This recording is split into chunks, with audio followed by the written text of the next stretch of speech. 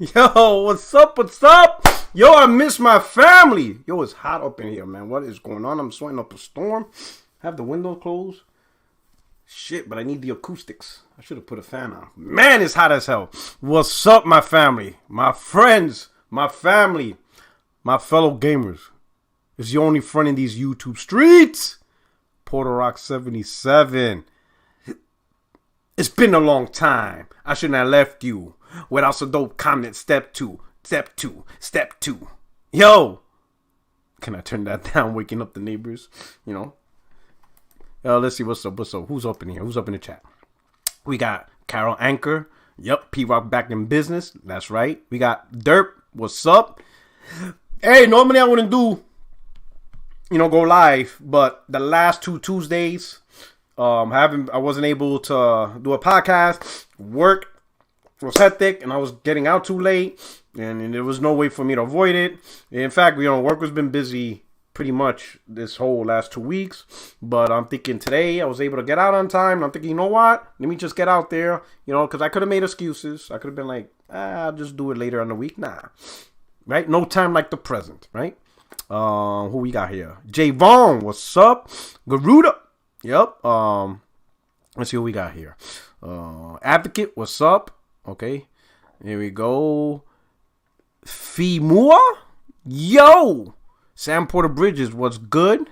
The Truth retracted his message. Okay, don't get too crazy, Truth, right? Horizon for the best, God of War Ragnarok, and Sifu over Series X 2022. Facts, Spider. That is facts. That's just facts. Hit the like button. Listen to Garuda. All right. We got Brain. What's good, cousin? We chilling. We good, man. I'm glad. I'm glad I was able to go live and talk to y'all. I missed you guys. I really did miss you guys, man. Nova Red. Hello. What's up? What's good? Welcome to the family. 60 frames, no lag. Now, this ain't really like the podcast. I think some podcast members said they might be able to come through. But if not, it's okay. That means you all have me to yourselves. Lyrium. Yo. AC was good. Oh, you're one of the very few that got my name right. I appreciate it. I'm glad I was able to. Not for nothing, but, the family, some of you has very creative names, so you keep me on my toes with my reading comprehension. What's up? Who we got right here? All right. Hit the like button as you guys are entering the chat. I appreciate it. Sorry it took a little bit. So sorry I was out of pocket for a little bit. But, I'm here. Sneaky Snake was good.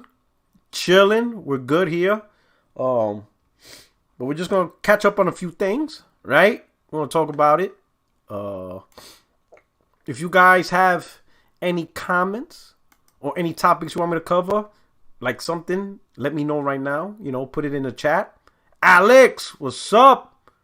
And we'll hit it up. But I wanted to make sure I push out content because it's been a bit, Platano Power. You know how we do. Tostones all the way. Leech, $13.99. Let's go. That's what we got right here. But I appreciate it. Thank you everybody for rocking out. Let's see. Oh shit, with the super chat. The Ruham!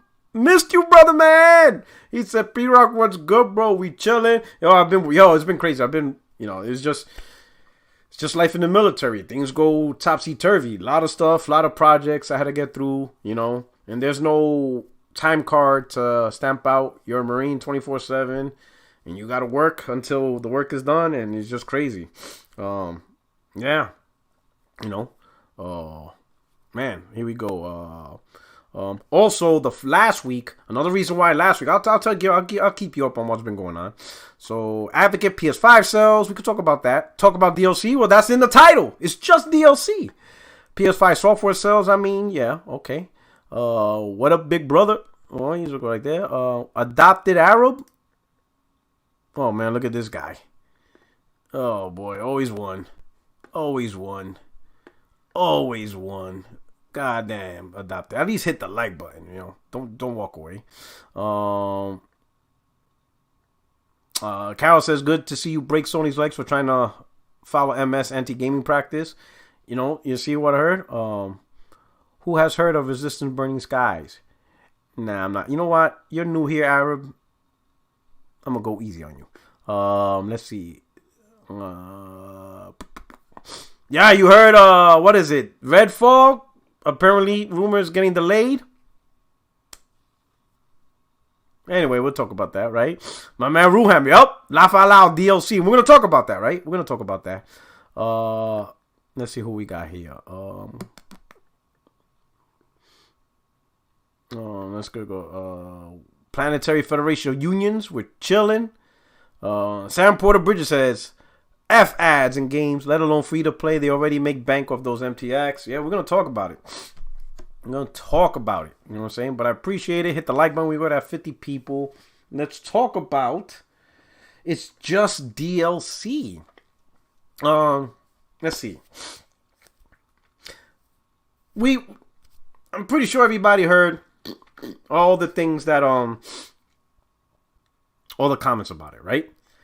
Especially with David Jaffe. That's really what blew it up, right? He was on the Roundtable podcast. Woo! I was on it for a little bit, right? But let's just talk about the term DLC. Let's not pretend describing a game as it's DLC is anything other than a negative criticism towards the game, right? That's it. That's the only explanation behind it. That's the only meaning behind it. Let's not be coy with nonsense. Like, it means it's the same thing, and since it's the same thing, it's absolutely great. No.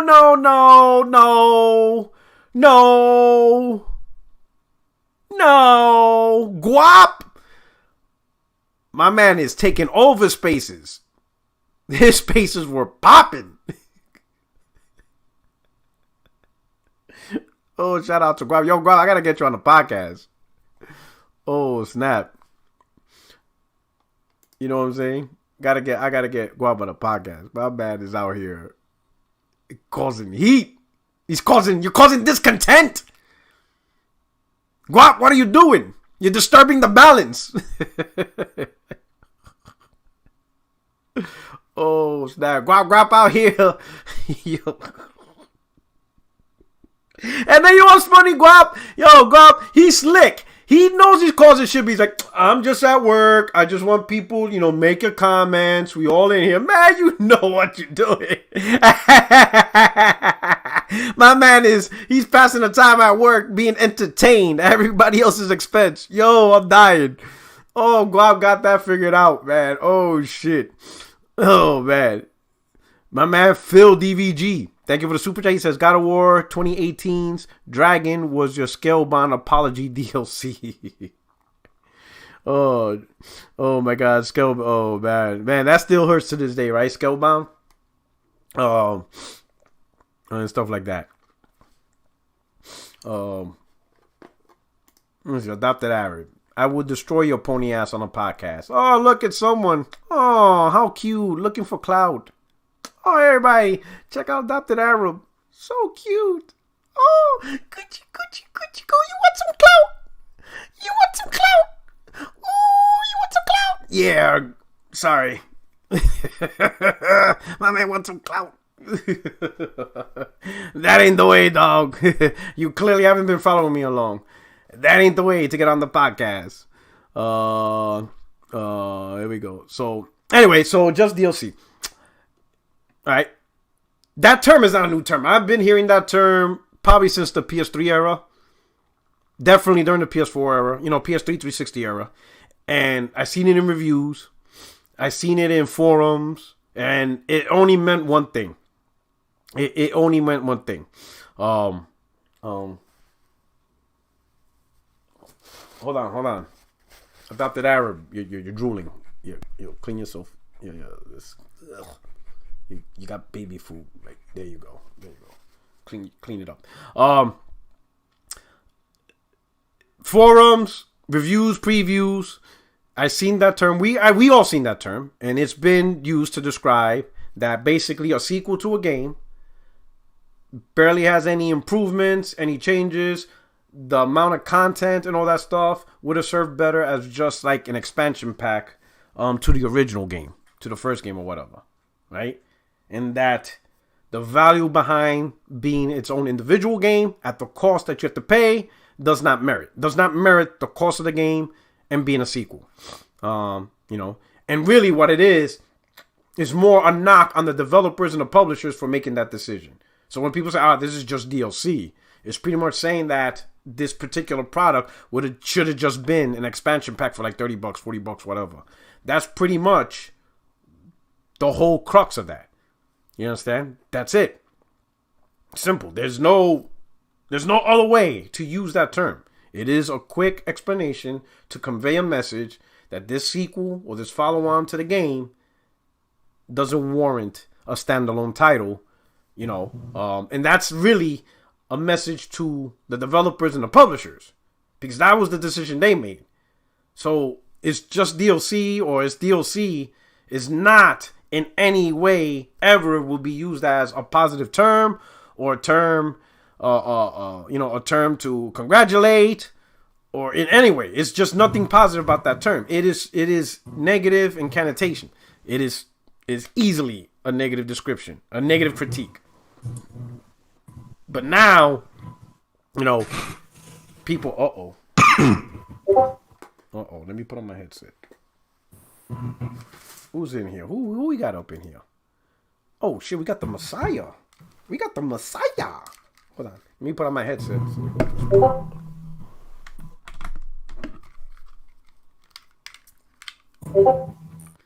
Okay. Hey, yo, what up, Craig? You know we live, right?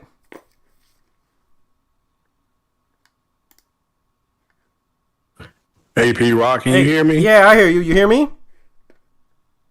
Yo. Craig. Y'all hear Craig? I know y'all hear me.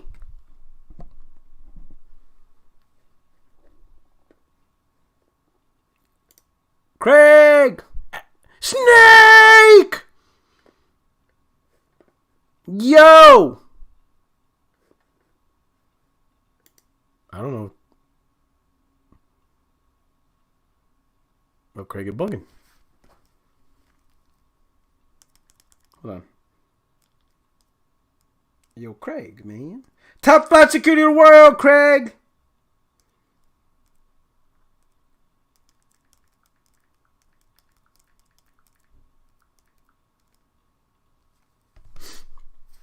All right.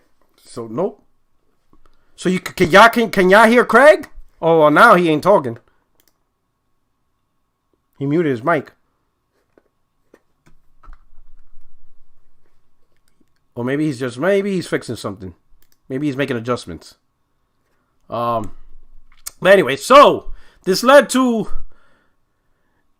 David Jaffe was on the Roundtable podcast. That thing was like 6 hours. And I didn't even get to see the whole thing. What put me on was when I saw Twitter, people were just starting mentioning. I'm like, yo, what the hell's going on? And then when they mentioned, yo, you got to check out the Roundtable podcast. So I turned it on. I caught it. I was like, yeah, yo. It was already like 3 hours in. I was like, yo. Alizé187. What's good? What up?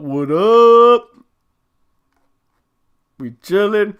But I'm like, hey, yo. And then when I hear, David talking, I'm like, no. He's doing the okie doke. Jaffe. King Jaffe. Trying to do the okie doke. And I'm like, yo, I got to get up in here.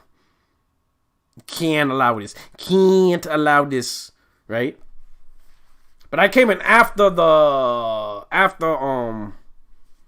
after Sick gave him the smoke. I was like, when I heard what Sick said, I was like, yo, Sick let it out.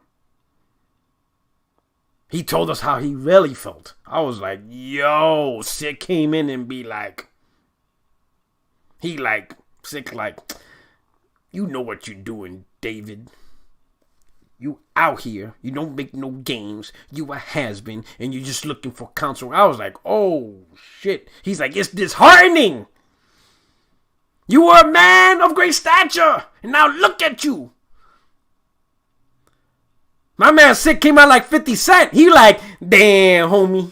In high school, you was the man, homie. I was like, oh, shit. Sick was like, damn, homie. In high school, you was the man, homie.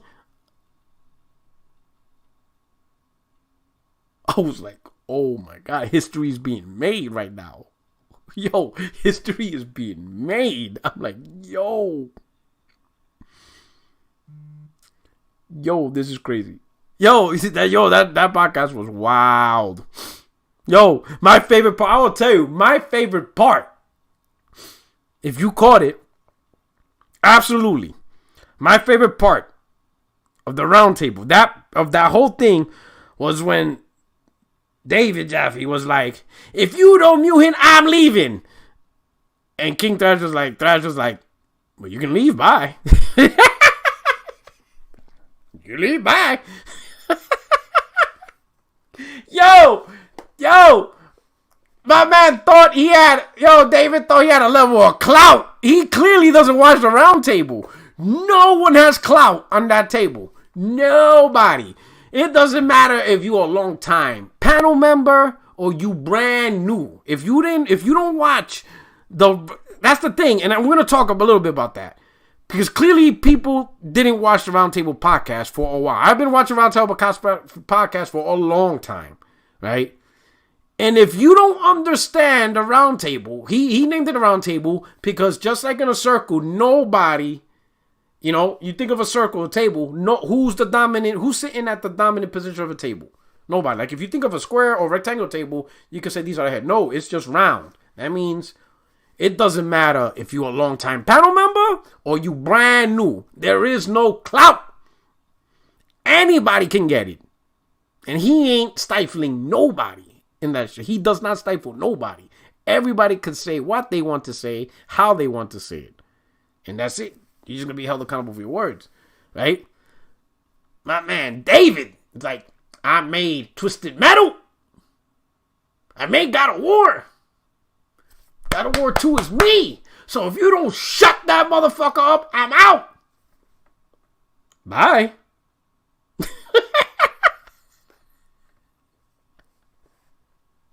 P-Rock, can you hear me, brother? Yeah, I can hear you. You can hear me? Okay. All right. Yeah, I can now. I had the speaker on the wrong setting. Oh, okay. Oh, man.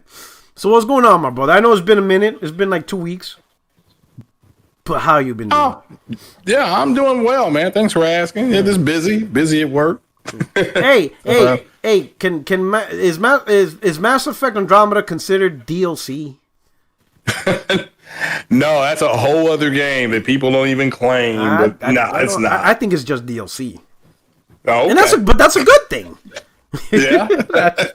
I'm just right now mentioning about the Roundtable podcast of how David was like, I demand silence or I shall depart. Well, I talked about this. He has a right to his opinion, and people got to let it go. I mean, it's his opinion. He came across to me as that old man that says, "Get off my lawn." Oh. That's what. He like Gran Torino. Is that what you're saying? He's like Clint Eastwood. Yeah, that's what he comes across to me, and that's no. I don't feel like I'm dissing him. He just come to me. Let me make that clear. That's the way he comes across, and I'm not going to diss anything that the man's work, what he's done. He may still do in the future. At the end of the day, he comes across to me like he's just a bitter old guy. I can see if he played it. Let's just say they gave him 2 hours of play. And then he played it, and he said it felt like DLC. Then I would be like, all right, well, at least he's played it. But this is just this guy's opinion, and people should just let it go. So for me, and let me make this clear: if he went on the round table being a disrespectful shill, then yeah, he's going to get his hands closed in the door. You know, it's just the way that is. But I would say, yeah. So for me, it's not his opinion, because if he feels God of War Ragnarok looks more like DLC, that doesn't really bother me. It's whatever, right? I've seen worse, right? It's him trying to redefine what that term means. That's where my issue is. Like, nah. The way I see it, if you're a man, just stand behind your word. Don't try to church it up. No. You know what, when you describe a game and describe it as, oh, it's just DLC, you know what that means. There's a certain connotation. It's negative. Just own it. That's all I'm saying. Own what you say. Don't try to hide because now you're afraid that you're sad. No, own that shit. Wear that shit like a badge. Wear that shit. You know what you said. So just own it.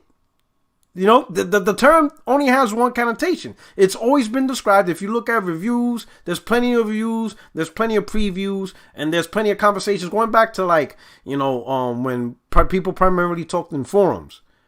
Whenever a game, a sequel, or something was described, this is DLC, it is basically saying that this game, the decision of whoever made this game, doesn't justify to be a standalone game. It could have just been an expansion pack for like $40. That's pretty much what is being said. It's not just simply was more of the same. No, more of the same is just that, more of the same. That doesn't mean it's DLC, because when you think of DLC, what do you think of? You literally think of expansion packs or extra content. You don't think of sequels that you don't think of sequels just because it plays the same. Because, you know, a lot of those games, like Call of Duty, right? No one really calls Call of Duty more DLC. No one does that. You know, now people did say it's more of the same, right? But they don't be like, this is just DLC. No, because when a new Call of Duty comes out, it usually comes up as a full-fledged package. Now, granted, it's a copy-paste type game, but it does come in a full new package, right? So nobody really uses that term with Call of Duty, even though every year it's pretty much the same, right?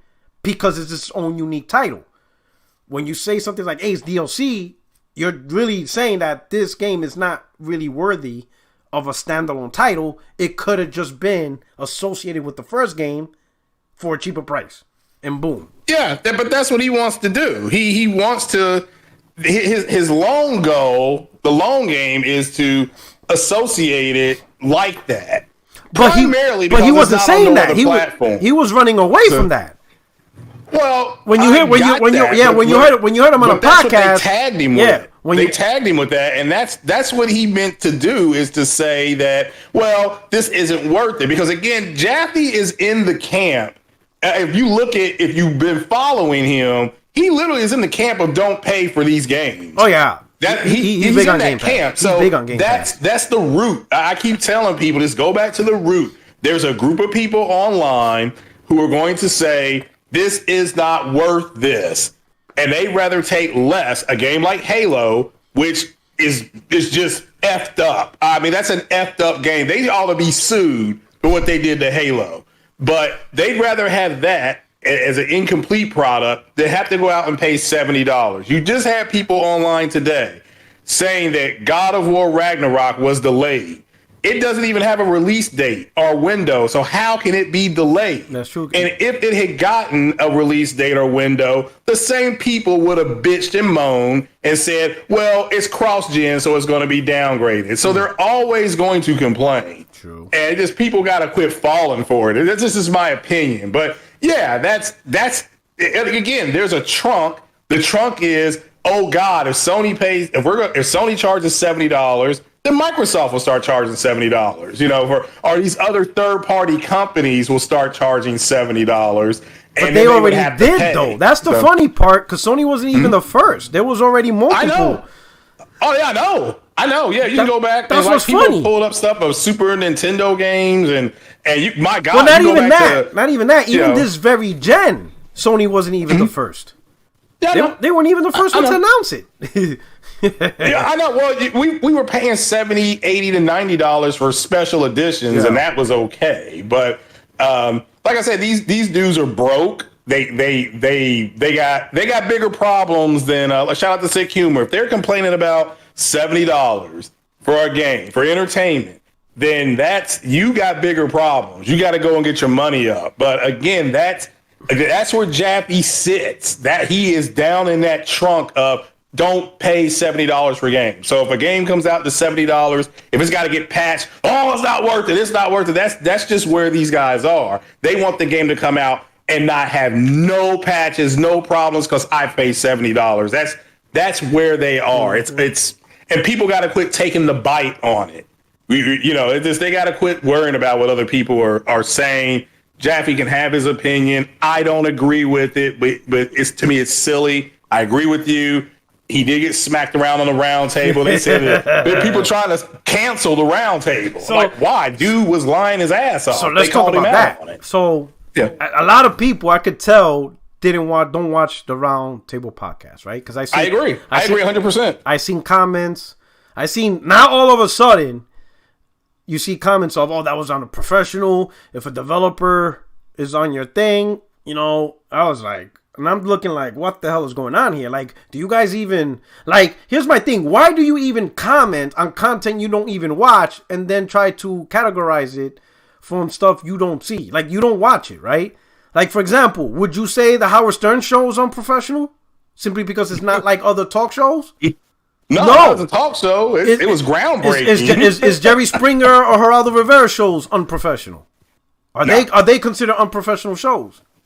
No, they're silly, but I wouldn't consider them unprofessional. It's because they were never those things are never those shows. Howard Stern, Geraldo Rivera, Jerry Springer. None of those shows were ever talked or considered unprofessional because those shows were designed to be that way. Their production, the intent is in there. Hey, yo, J-Dub, man, we need you back. I know you out there, doing your thing. You're out there talking to Jim Ryan. I know you're busy, but don't forget about us. All right, Jay? Don't forget about us. All right? We need the antagonizer in chief. The antagonizer. He on a show hiatus. Look at B Staples out there having a tantrum on Twitter. Tantrum. Having a whole. My man's like, I demand 3 videos. 5 tweets and a whole goddamn composition. I demand reparations. As I should. He said, I swear if I see King Thrash in these streets. Oh yeah, I'm joining 100%. Yo, my man said, yo, Z, I swear to God, if I see him on your podcast, I'm gonna get him. Oh man, that shit hit a nerve. And he goes, and he blocked me. The nerve. Oh, wait till I see you in these goddamn projects. Fucking Staples.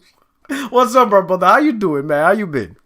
I'm chilling, bro. Watching these playoffs and talking shit, man. Yeah, every time I turn on and watch the playoffs, especially the Nets, right? I'm gonna be honest. I feel salty with the Brooklyn Nets, and I'm from Brooklyn, right? But I was born and raised in New York for years. Nets was Jersey. Nets, yes. Yes. I'm a Knicks fan. Nets, listen. All you new cats, if I swear to God, they'd be like, yo, I'm from Brooklyn. And who you repping? The Nets. How old are you? I'm 30. Shut the fuck up. If you're not 10, you can't be a Brooklyn Nets fan. Stop it. Stop it. You know what I'm saying? They were in Jersey. They're Jersey. They just moved. So, yes, I'm a Knicks fan. It's painful. You understand? So listen, be stable. This is why I'm cool with you, right? And this is why this is why I try not to harp on you. Because as a Knicks fan, I know exactly what you're going through as an Xbox fan. Hell no. I know Staples. I know what you're Staples. I know what you're going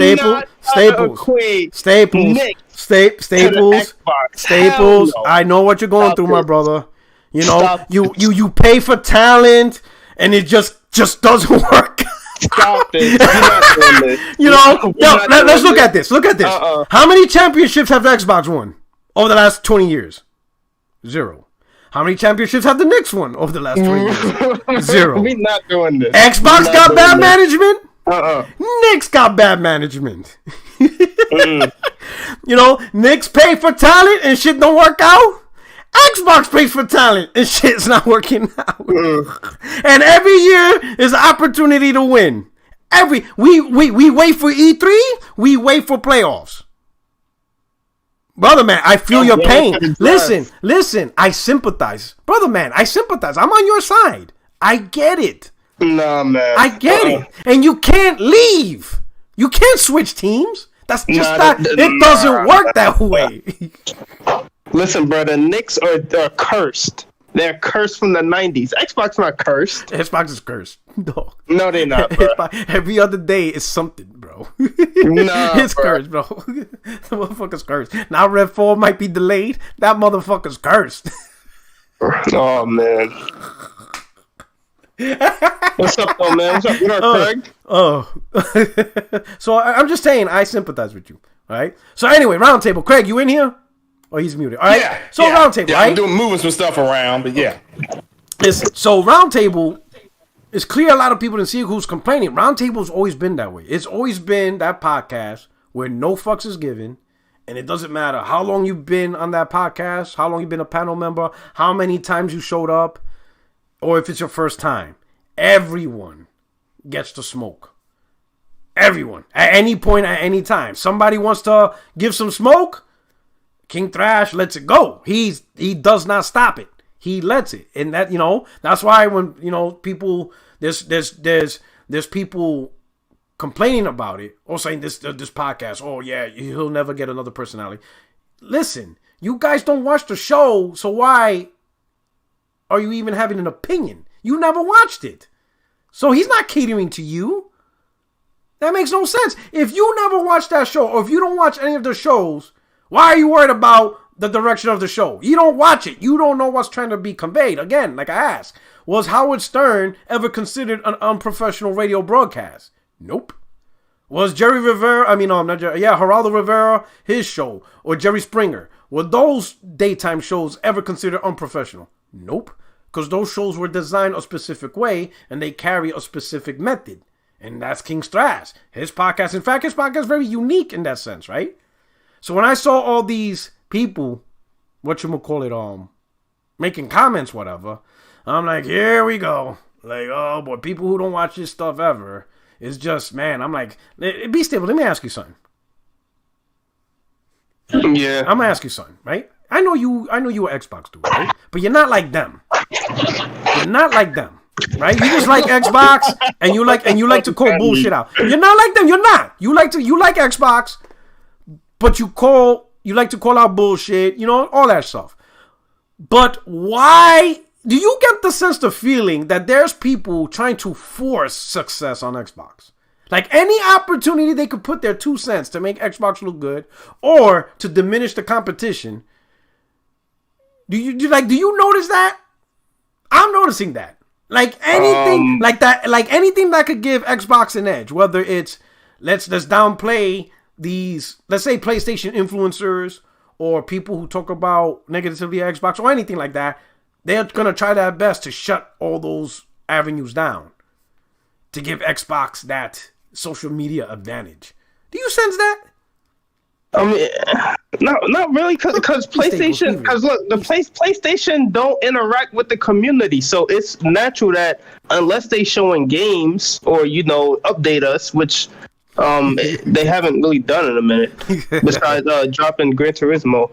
But unless they doing that, there's not really reason to talk about them. Like, am I bugging? Like, they don't really interact with the community. They're not really on social media like that. Jim Ryan don't even got a Twitter. They know he ain't trying to. He looking at Phil. He like, I ain't doing that shit. He like, fuck that.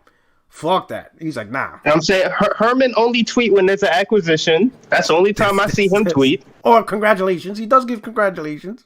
Oh, yeah. When someone releases a game, he'll be like, congratulations to Outsmart, yada, yada, yada. But that's really the only time I see, PlayStation exec tweet. Man, I don't follow them, but, it will come across my timeline, Yeah. And I don't. But it's that they're too busy trying to get games out there.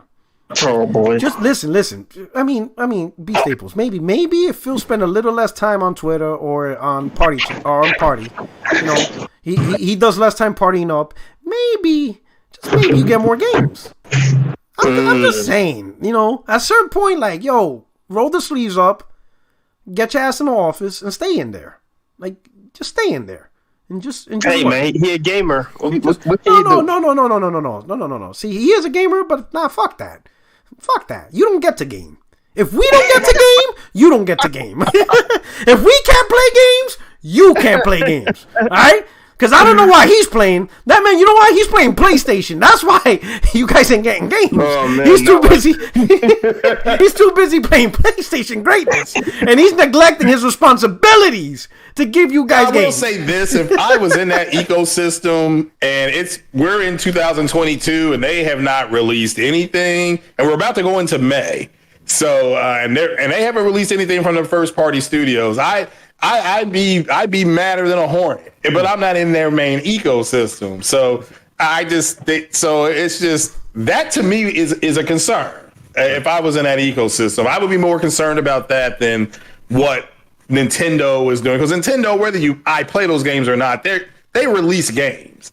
You know, so Sony's releasing games this year. They're probably going to release most games this year. Guap. My man Guap. He said PlayStation don't do much, but drop 4 State of Plays, Ghostwire Tokyo, Returnal DLC, 3 first-party AAA games, and Returnal DLC. I mean, that's just light work. Like, you got to do better. Yeah, that's been and they dropped Seafood, which, I mean, I know that's not their game, but that's on that platform. So, yo, he's going at you, these Staples. You know that, right? That's a shot at you. Well, he said Returnal DLC twice. So he should probably proofread before he. Well, technically, it was 2 DLCs. You have the co-op and then the tower. So he right. No, we're not doing that. That was part of the same shit. That was part of the same DLC. Listen. Tomato. Tomato.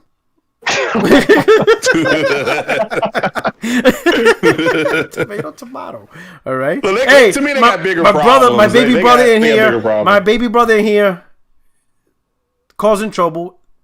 To my baby brother, Doc Dark, listen, your Xbox Series console is DLC. Because 90% of the games you played were Xbox One games that you never played. It's just Xbox One DLC. At 120 frames per second. Your console, like I said, if your wife or girlfriend is pregnant, is the baby DLC. I mean, according to these guys, the baby's DLC. Guap said, Returnal DLC is so good, I had to mention it twice. But yo, anyway. So, hey, B Staples, let me ask you this. Let me ask you this. What are your thoughts? When you hear the term, whether it's an Xbox game, a Nintendo game, or PlayStation game, or PC, or whatever, and it'd be like, it's a sequel, let's say it's a sequel, or follow-on title, and somebody tells you, it's just DLC. How do you interpret that? What's your interpretation? If the person just told you, if you ask about a game, right, a sequel, doesn't matter, multi-plat, doesn't matter, and somebody replies, brother, it's just DLC. How do you interpret that statement? Like, what are you hearing? If it's just DLC, yeah, and that's the reply. Like the comment section is replying, it's just DLC, but it's a sequel. Like, you know, it's a sequel to a game you like, but you're wondering, like, hey, yo, everybody played this sequel to this game, and the comment section is telling you, brother, it's just DLC. How do you interpret that response? Wait, do I like this game? You like the game. You like the franchise. You like the franchise. And you ask people, hey, what are your thoughts? But the comment section is telling you, it's like, brother, it's just DLC. They're saying... That's what they're telling to you. DLC, are they saying, like, it's not worth full price? That's the only comment you read. Now, you need to interpret that. I just want to ask how you interpret that statement. You just see the comment, brother, it's just DLC. It's just DLC. It's just DLC. And you see that comment over and over and over. How would you... Sat forth somewhere at some store. That's how I interpret that. That is what? I said, if someone tells me that something is just DLC, I interpret that as don't buy that full price, get it on a sale. Okay. Well, why? Because I'm not buying a full price game if it's DLC. Okay. Why would I do that? So it's a negative connotation, right? It's nothing positive. Yeah. They're not telling you it's the same, and if you love the first one, my God, this is fantastic. That's not really the response you get, right? Yeah. Yeah, and that's what Jaffe tried to do on the podcast. I'm like, this dude is bugging. I got his point, but it was bad wording. That's what I'm saying. I got his point, but it was bad wording. Yeah, like I could understand the wording of it's more of the same because we seen that, right? Like Call of Duty. Yeah. Everybody says Call of Duty's more of the same. It's more of the same. It's Call of Duty, right? But people don't go, it's just DLC. They don't. Yeah, they the don't, DLC is like an extreme. Like Yeah, we didn't need to say that. But I understand his point, though. I got his point of God of War Ragnarok and how it looks. I understand what he said. Yeah. But I wouldn't call it DLC. Yeah, it's just it's similar to the first one, or not too innovative, not groundbreaking. I mean, there's plenty. There's plenty of explanations to a game that's similar like the first one. But when you say it's DLC, that's a whole, like you just said. Then I'm not paying $60, $70 for this. For something that could have been a $40 expansion pack? Hell nah. I get it. Yeah, I get what you're trying to say. The underlying tone of Jaffe is, you shouldn't be paying full price. That's it. And he comes out of the camp of don't pay full price for games. That's just where that's his opinion, and he's going to constantly bring that out. That's the problem. Is that's his issue. That's his problem. There are people that don't care to pay for the games, and then there are a bunch of people who are broke and they live at home with their mommy and daddy, and it's not fair, and the economy's bad, and Sony and Microsoft should go out of their way to make it easier for us to enjoy their content. Those people are warped. Like I said, there's something wrong with those people. It's capitalism. If you can't afford it, you just need to get the hell out of the kitchen. But that's what he's trying to say. I agree with B Staples. The underlying tone here is don't pay full price. That's what Jaffe is trying to say. Independent developer. He doesn't like the fact that Sony has pushed, in his mind, independent developers to the side. Microsoft has made it a little easier to be an independent developer with Game Pass to get your game in there, and then people can enjoy it and try to play it. That's what he's on right now. Again, that's just the way. Now, let me make this clear. That's the way he comes across to me. Get off my lawn. He's the old man, and sitting up in the rocking chair. That's the way he comes across to me. So, but it's just not that big a deal anymore to me. It's his opinion. I'm not gonna scream about it and do all that other goofy shit. Like, I don't think that that's needed. I'm saying, like, it's his opinion. Thinks what he wants. He's one person, bro. He's not even working on the game, so it's like, you know what I'm saying. Let's wait for the state of play and see what the God of War. That is Ares. And I'm sick and tired of people saying Kratos is God of War. Oh my God, we've been through this, bro. But he's not. Let's just move on. Did you play? Even Wonder Woman fought Ares, bro, the God of War. Did you beat part 1? Huh? Did you beat God of War 1, the first one? The original God of War, the first one. Did I beat the first one? Yeah. No, because he's not the God that's of War. why. That's why. Don't bro. have to beat the first one. That's why. Yes, you do. Yes, you do. Yes, you do. Yes, you do. Yes, you do. Yes, you do. Okay. Well, I guess I'm just gonna give you more trophies. The real Thor is not part of the Avengers. The real Thor is not part of the Avengers. But guess what? He's part of the Avengers. Well, actually, technically, he left, so he's not. He's always an Avenger. Once an Avenger, always an Avenger. Yeah, you know what I'm saying? But you know he's an Avenger because you saw the movie and you read the comics. You gotta be God of War 1, and you will understand why. Like I said, he ain't going. Here, spoiler alert: he killed Ares. If he had defeated the real Ares, there's no more war. He did. And how come this chick is trying to kill him then if there is no more war? No, but that's the thing. There's still war because when Kratos took over, he OD'd. Ares was controlled war, right? He knew the balance. He knew that there's a ecosystem. When Kratos killed him, he's like, fuck it. He's like, I don't care what dad says. I don't care what anyone says. We're going to fight all the time. Until there's nothing left, right? That was hell. He even got involved in the damn war. He didn't even let the humans do it. He's like, man, I'm gonna just do this myself. And the gods are like, bro, that's not how it works. Did you not read the manual to this? There's a policy behind war. Well, like I said, he ain't the real God of War, but okay. I'll take your word for it. He's the definitive God of War. All right? Hit the like button. He's the 8K version of the God of War. That's it. You know what I'm saying? Oh, hold on, let me get it. We're about to get Guap. All right. Hey, Guap, when you go in, because Guap is gonna join us. When you come into the room, to the left, There's hit the general icon where you see the speaker, and then I will drop you into the live room.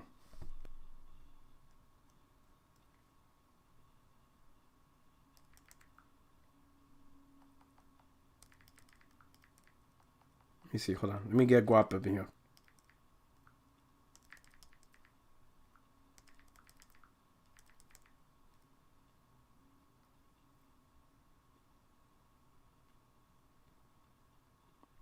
One moment.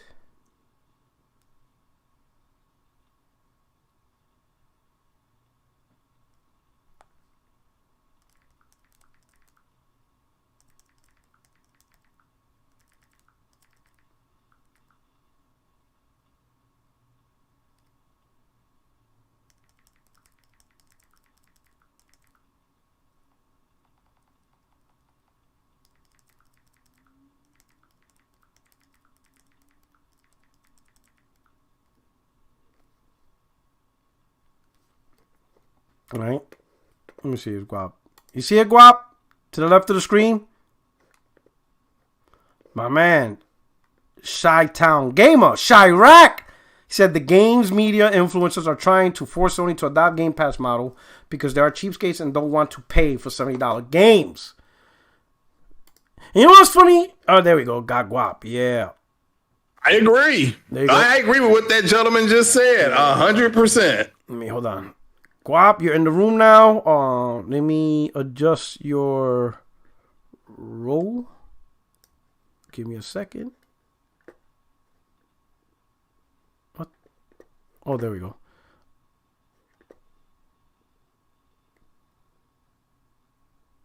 Uh-oh. Uh-oh.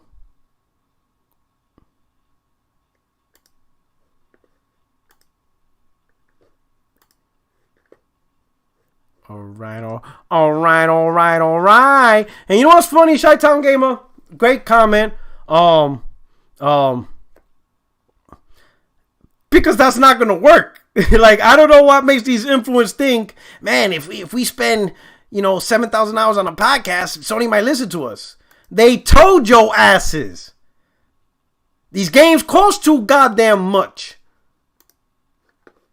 Did everybody hear me? Uh-oh. Y'all can hear me? Yeah, I can hear you. All right. Oh, it's okay. All right, good. I thought I was like, uh-oh. Yo, Guap, you good? I can't hear you, Guap. I see you on mute.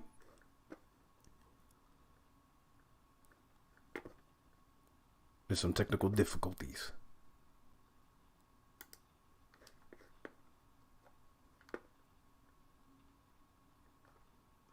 Hey, yo, Doc, stop talking shit in the goddamn chat. If you're going to talk shit, get on the podcast.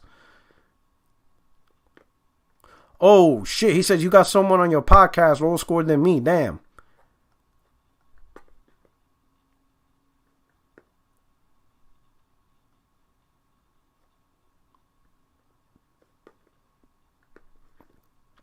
I would say influence. Impatient Fries like, is everything going on right? Oh, man. Let me see. Uh-oh. Someone said to adjust me and Craig volume because we are so much louder than you. Okay, so you guys are louder than me? Yeah, well, that's what he said. Corey Massey? Right. Macy? Hold on, let me see. Let me make sure my volume is good. Like, what the hell is going on here? Okay. Let me see. Let me see. All right. And what's funny is me talking to you directly, you sound fine. Yeah, in Discord we sound good, but I can't hear the YouTube stream, so I don't know how it's sounding over there. You know what I'm saying? All right. Let's see. Everything's like laggy now. What the hell happened?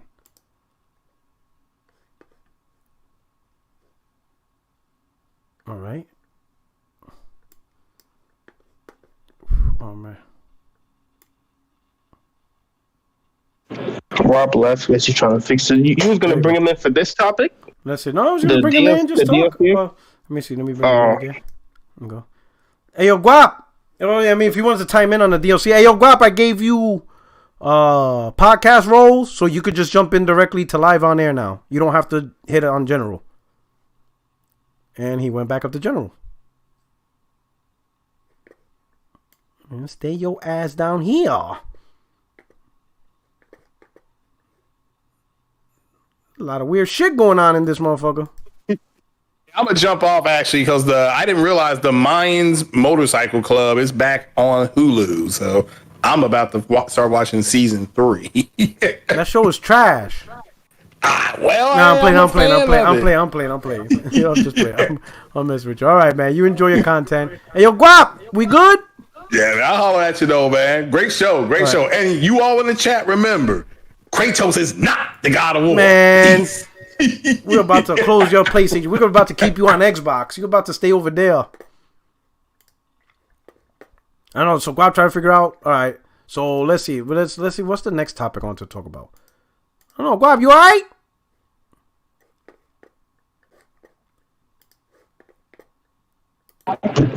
He's muting and unmuting his mic, so he's trying to fix it. Yeah, I think so. I think he's trying to fix it. All right. So you jump in. So the next thing, let's see. What else? What bullshit I want to talk about? All right. PS5 games with ads. So this topic triggered the hell out of B Staples today. My man went off. He was about to fight. Staples, what's going on here? You about to fight?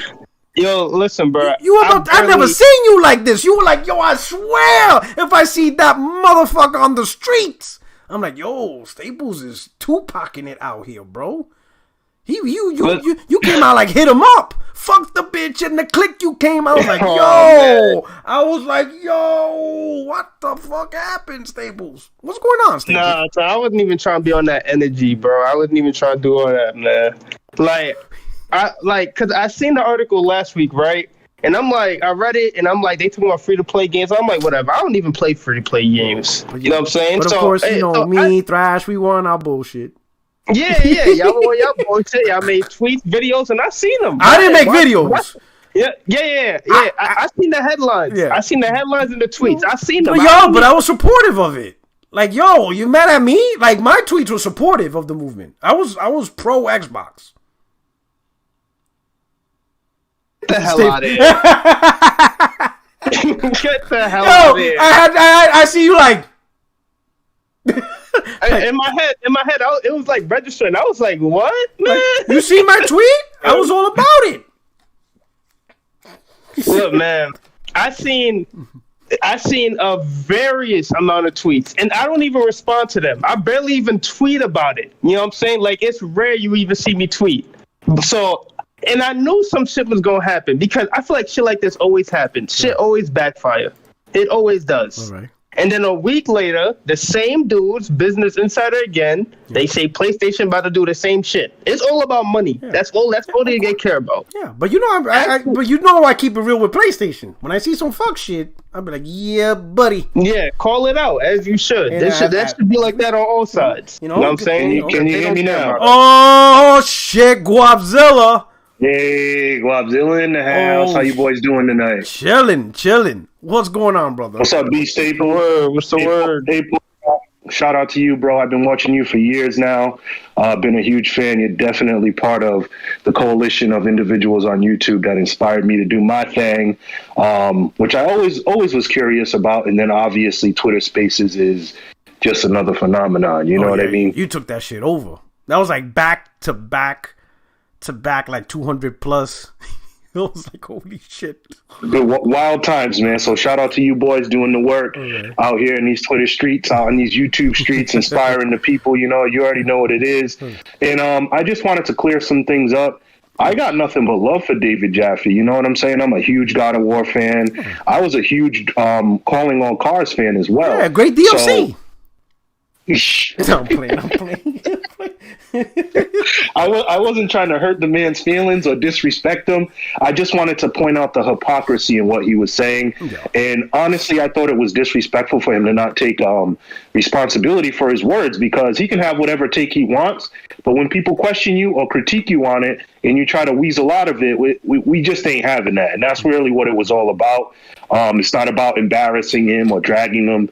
He's been going on me on every podcast that'll have him on Twitter, which is nothing but love because he keeps speaking my name and more people are coming to me, hitting me up. Whether they agree or disagree, I appreciate all the love. You know what I mean? Yeah. I mean, that's true. That's what I will say, right? I didn't say I had an issue of him describing the game. I mean, whatever.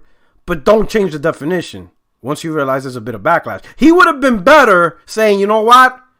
My bad. I described it incorrectly. I get it. It's just, the game's a sequel, but it's just more of the same. But yeah, maybe using the term DLC, I went too far. And if he would have done that, he still could have said, but it still looks the same. Or I don't see much changes. Because, we see that all the time. Conversely, he could have said, yeah, I said it. Fuck you if you have a problem with it. Or just own the motherfucker. This is my business. Yeah, this is my business. This is how I'm running it. I'm out here mudslinging. Like, Sony don't pay his bills no more. So it is what it is. You got to do your thing. Now, as an artist or a creator, right, you should always be open to critique as well. And I believe that was the angle that really pissed Sick off, was because it's kind of disrespectful to throw a stone and hide your hand. And that's essentially what he was doing. He wanted the smoke, but he didn't want the smoke. But he's enjoying the traction it's garnering. He's loving the super chats. He's loving the attention from the great gaming community. Ironically, Jaffe's one of the greatest creators, developers that we've ever seen in gaming, but this motherfucker is eager to become a part of Crumbside. You know what I'm saying? So it's almost like you got to get jumped in. You ain't just going to walk in and be the loudest voice in the room. And he has been condescending and dismissive to people. I don't have to be a game developer to tell him that's a shit take. Like when he's like, where's your LinkedIn, blah, blah. I never went on there claiming I was a game developer. He put an opinion out. And as a gamer myself, I'm pretty sure I probably have a higher gamer score than him.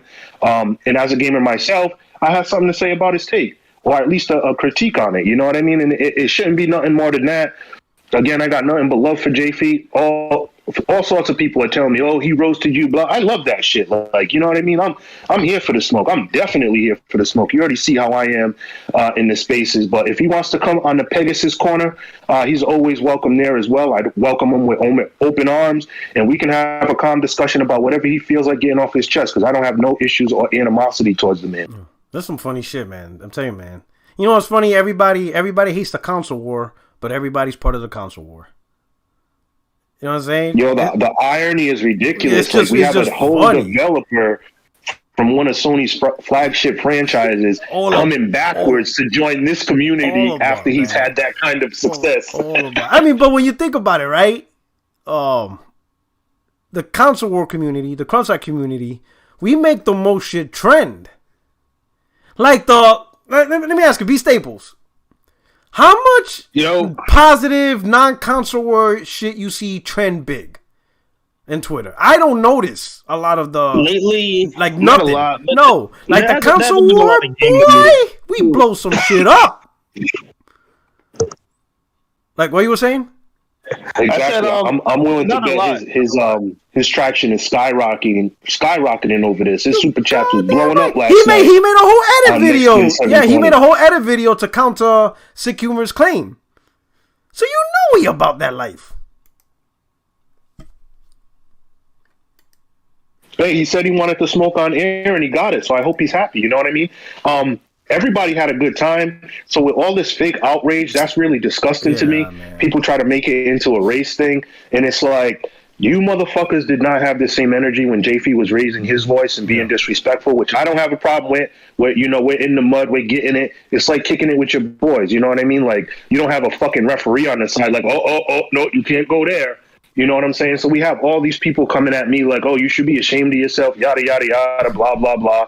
Most of them haven't watched the video. If I show them the part where JF raises his voice, totally disses me, goes in on me, calls me all sorts of names, dismisses my career, like all of this type of stuff, they don't have a problem with that, right? But then my little one sentence where I didn't raise my voice, where I didn't swear or call him out of his name. Oh, we got to stop the presses. This is the worst thing anybody's ever said. Right, yeah. And it's just a lot of hypocrisy. And obviously it's like the Xbox fan base, they have an axe to grind. So they're going to look for any little tool to try to jig you with. And I welcome it. I got Teflon skin. I'm out here. The more people interact with me, the more W's I rack up. Oh, shit. My man, just a guy with a super chat. He said, seeing Xbox fail with 0 exclusives continually puts a smile on my face. What? Rest in peace, Trashbox Series L. Forever in last place as it should be. Good riddance, David. What the hell? Just the guy's going in. Yo, don't piss off B Staples. B Staples in his mode. B Staples mode. Hey, let's go. So, let's talk about this ad shit. Right? B Staples, now he's headhunting King Thrash. And if he sees him on the street, he's going to step up to him. He came out with the Hit 'Em Up soundtrack. This is my thing about the ad, right? So obviously last week I made my joke and stuff like that. Really upset a lot of Xbox guys, which I find hilarious.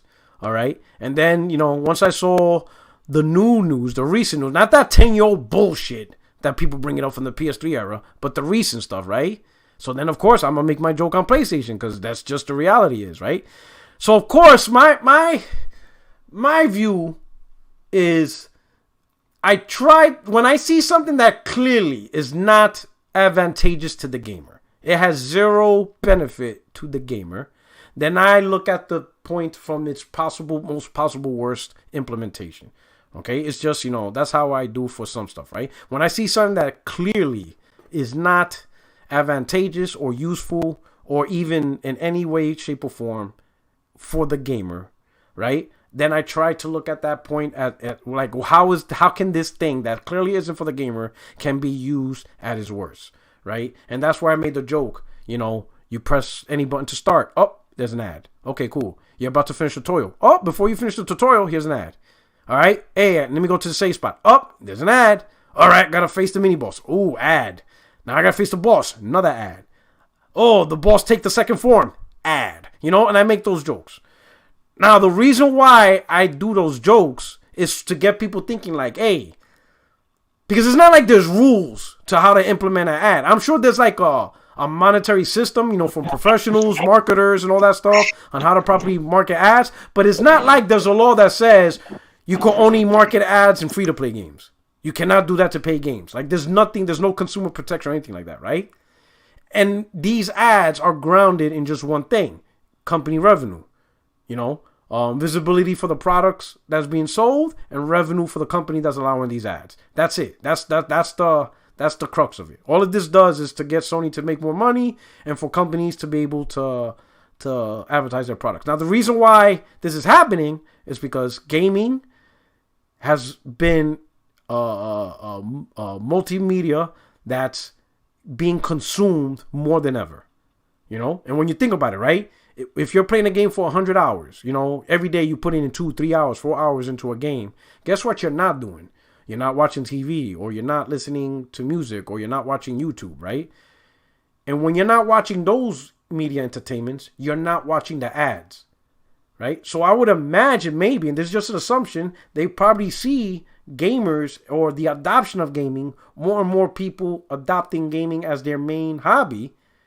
There's probably less ad viewage.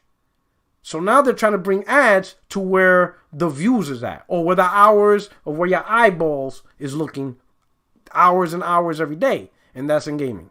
So now they're trying to intrude and get us to look at their ads because we're not there where they are putting the ads. We're not on, while we're playing, we're not on YouTube. We're not on, unless you're on Xbox, then you're on YouTube all the time.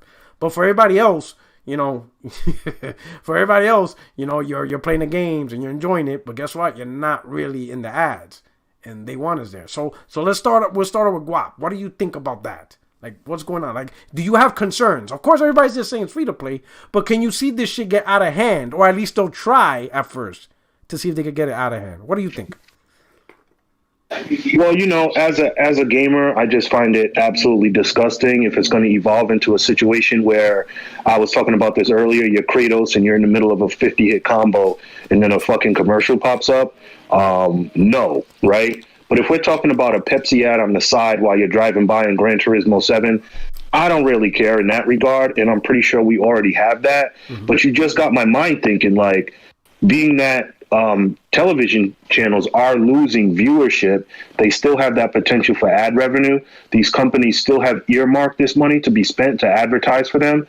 So I'm imagining they are approaching these companies, being Microsoft and Sony, like, hey, if you can figure out a way to get these commercials into your games, we got a boatload of cash for you. I never even looked at it in that regard. But regardless, as a gamer, it's totally disgusting. I called Xbox out when it was leaked a couple weeks back that they were rumored to do something. And if PlayStation goes out in that similar path, it's going to be an L if we have commercials interrupting gameplay, especially on games you played. I don't like it. I mean, paid for. I don't like it all around. I'm also a wait and see person, so I need more facts to come out before I start really raging about it. But no, it's a no for me. This does not pique my interest. It could be a potential pitfall for both of these companies. I hope this is something they stay away from, unless they're gonna give us something in return. Like, okay, you guys are getting ad revenue in the games now. So does that mean the price of the games go down? Are microtransactions going to be less egregious? You already know the answer to that. I mean? You know what's funny? You already know the answer to that before you even finish your sentence. You know what I mean? You know what's funny? Imagine you're playing Sifu, right? And you lose to the boss. And then you play it again, you lose to the boss. And then you lose again to the boss. And then when you go to approach, commercial comes up. So, you're getting your ass kicked, huh? Well, come to the UFC gym. We'll teach you how to fight. Yeah, you're like, what? Exactly. So, it could be potentially a slippery slope. As we've said previously, like, Sony does follow the lead if Microsoft pioneers a new way to make money. So we got to be careful there. We should speak with our voices and our wallets if push comes to shove. But altogether, I'm not with it. All right, B Staples. Yes, sir. Yo, besides you putting Wanted poster on Thrash, right? What do you think about this whole advertisement deal? Do you have a concern? Do you think they're just gonna limit to free to play or billboards, or do you think there's potential that they might overstep their boundaries to see how much they can take? What do you think? Nah, I don't think that it's ever gonna get like that bad. It was probably gonna be like you'll probably see a Monster logo or something like that, maybe in 2K or something. I don't think it's gonna interrupt gameplay and they'll show an ad. It won't get that far. Oh, okay. I think there's 0% chance it gets that far. Like nobody would accept that. Like, they would get flamed, bro. And in this social media era, like, y'all see how Sony and Microsoft react to like bad press and bad like outrage and shit. Like, can you imagine if they post some shit like that off in mid game, bro? The outrage, like, nah, they not doing that shit, bro. Maybe in free to play games, you know what I'm saying? Because of course they're free to play, but they're not doing that like games you actually gotta pay for and. You know what I'm saying? They'll do it for like the kids, like Fortnite and. But let me ask you this: what about Game Pass games though? You ain't buy them. Like what? What games? I don't know. You play, Gears 6, and then when you get into the next chapter. But first, a word from our sponsor. Nah, 0% chance. 0% chance that shit happening. What'd you do every chapter of Gears of War 6? For those who play on Game Pass, there's a commercial. If you bought it, no commercial. But if you're playing on Game Pass, after every stage, hey, a word from our sponsor. They not doing that goofy ass shit. I don't know. Yo, B Staples like, I'm going to play. Yo, he's like, screw this, I'm going to Nintendo. I know Nintendo definitely not doing. They can't even get a goddamn mic working over there. They definitely not working that shit. We also got confirmation from Netflix that their subscriber numbers are falling. Yeah, what happened? Like, this is weird. But what came out of that? They now want to implement commercials into Netflix shows. And if Game Pass truly wants to be the Netflix of gaming, there is a risk that they're going to have to follow the business model of Netflix, which is another potential pitfall.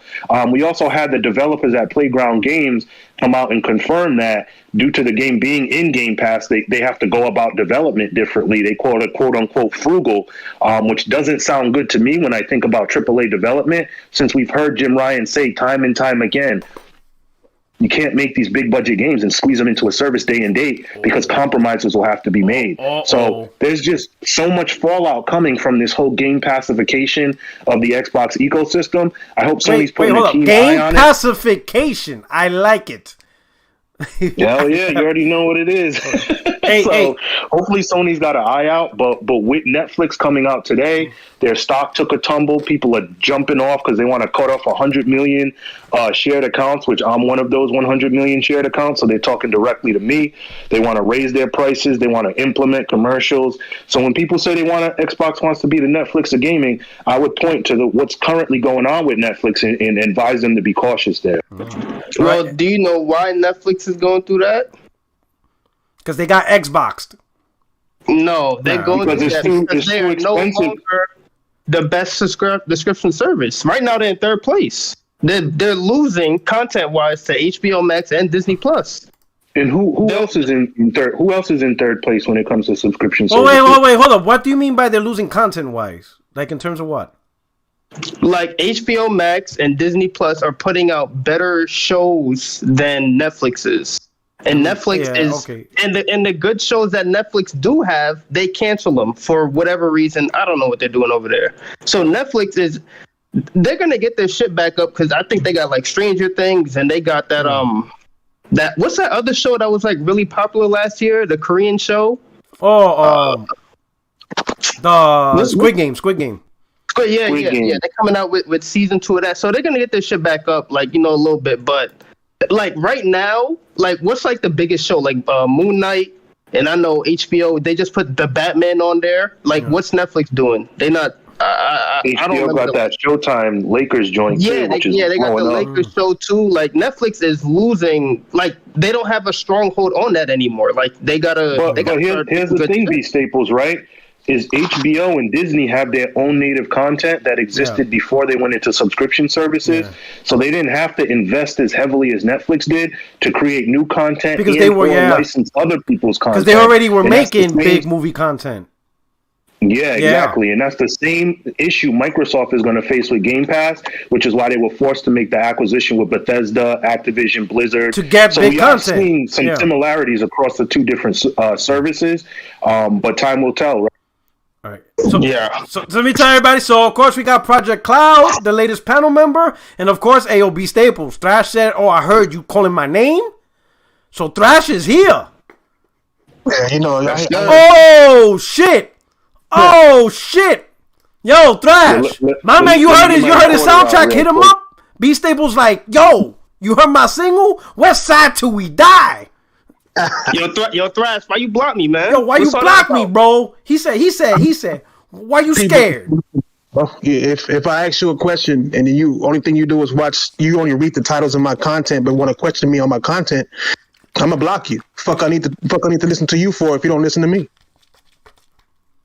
But I'm gonna be honest, it's real difficult to get through your videos, man. You don't really be saying nothing there. Don't have an opinion on my videos if you don't watch them. Well, I can look at the title. The title is to bring viewers in, no? Any titles of anything and get the full gist of what was said. And that's what happened to you. You said that I didn't say anything about PlayStation when I did. And it's only because you want to read a title and not actually watch the video, but you want to judge my videos and try to tell me how to run my channel when you don't even watch it. So why should I even listen to you if you don't even listen to me? Well, you don't got to listen to me. I'm just one person. You can run your channel how you want. But I'm just saying...